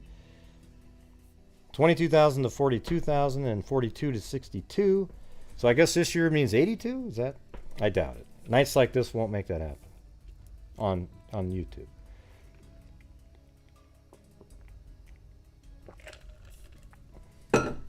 Which I think it'll get back to as soon as we don't cover Idaho and stuff like that.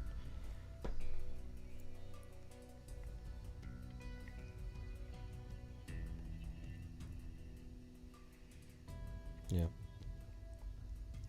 All right, guys. Thank you very much for being here tonight. We'll see you guys tomorrow.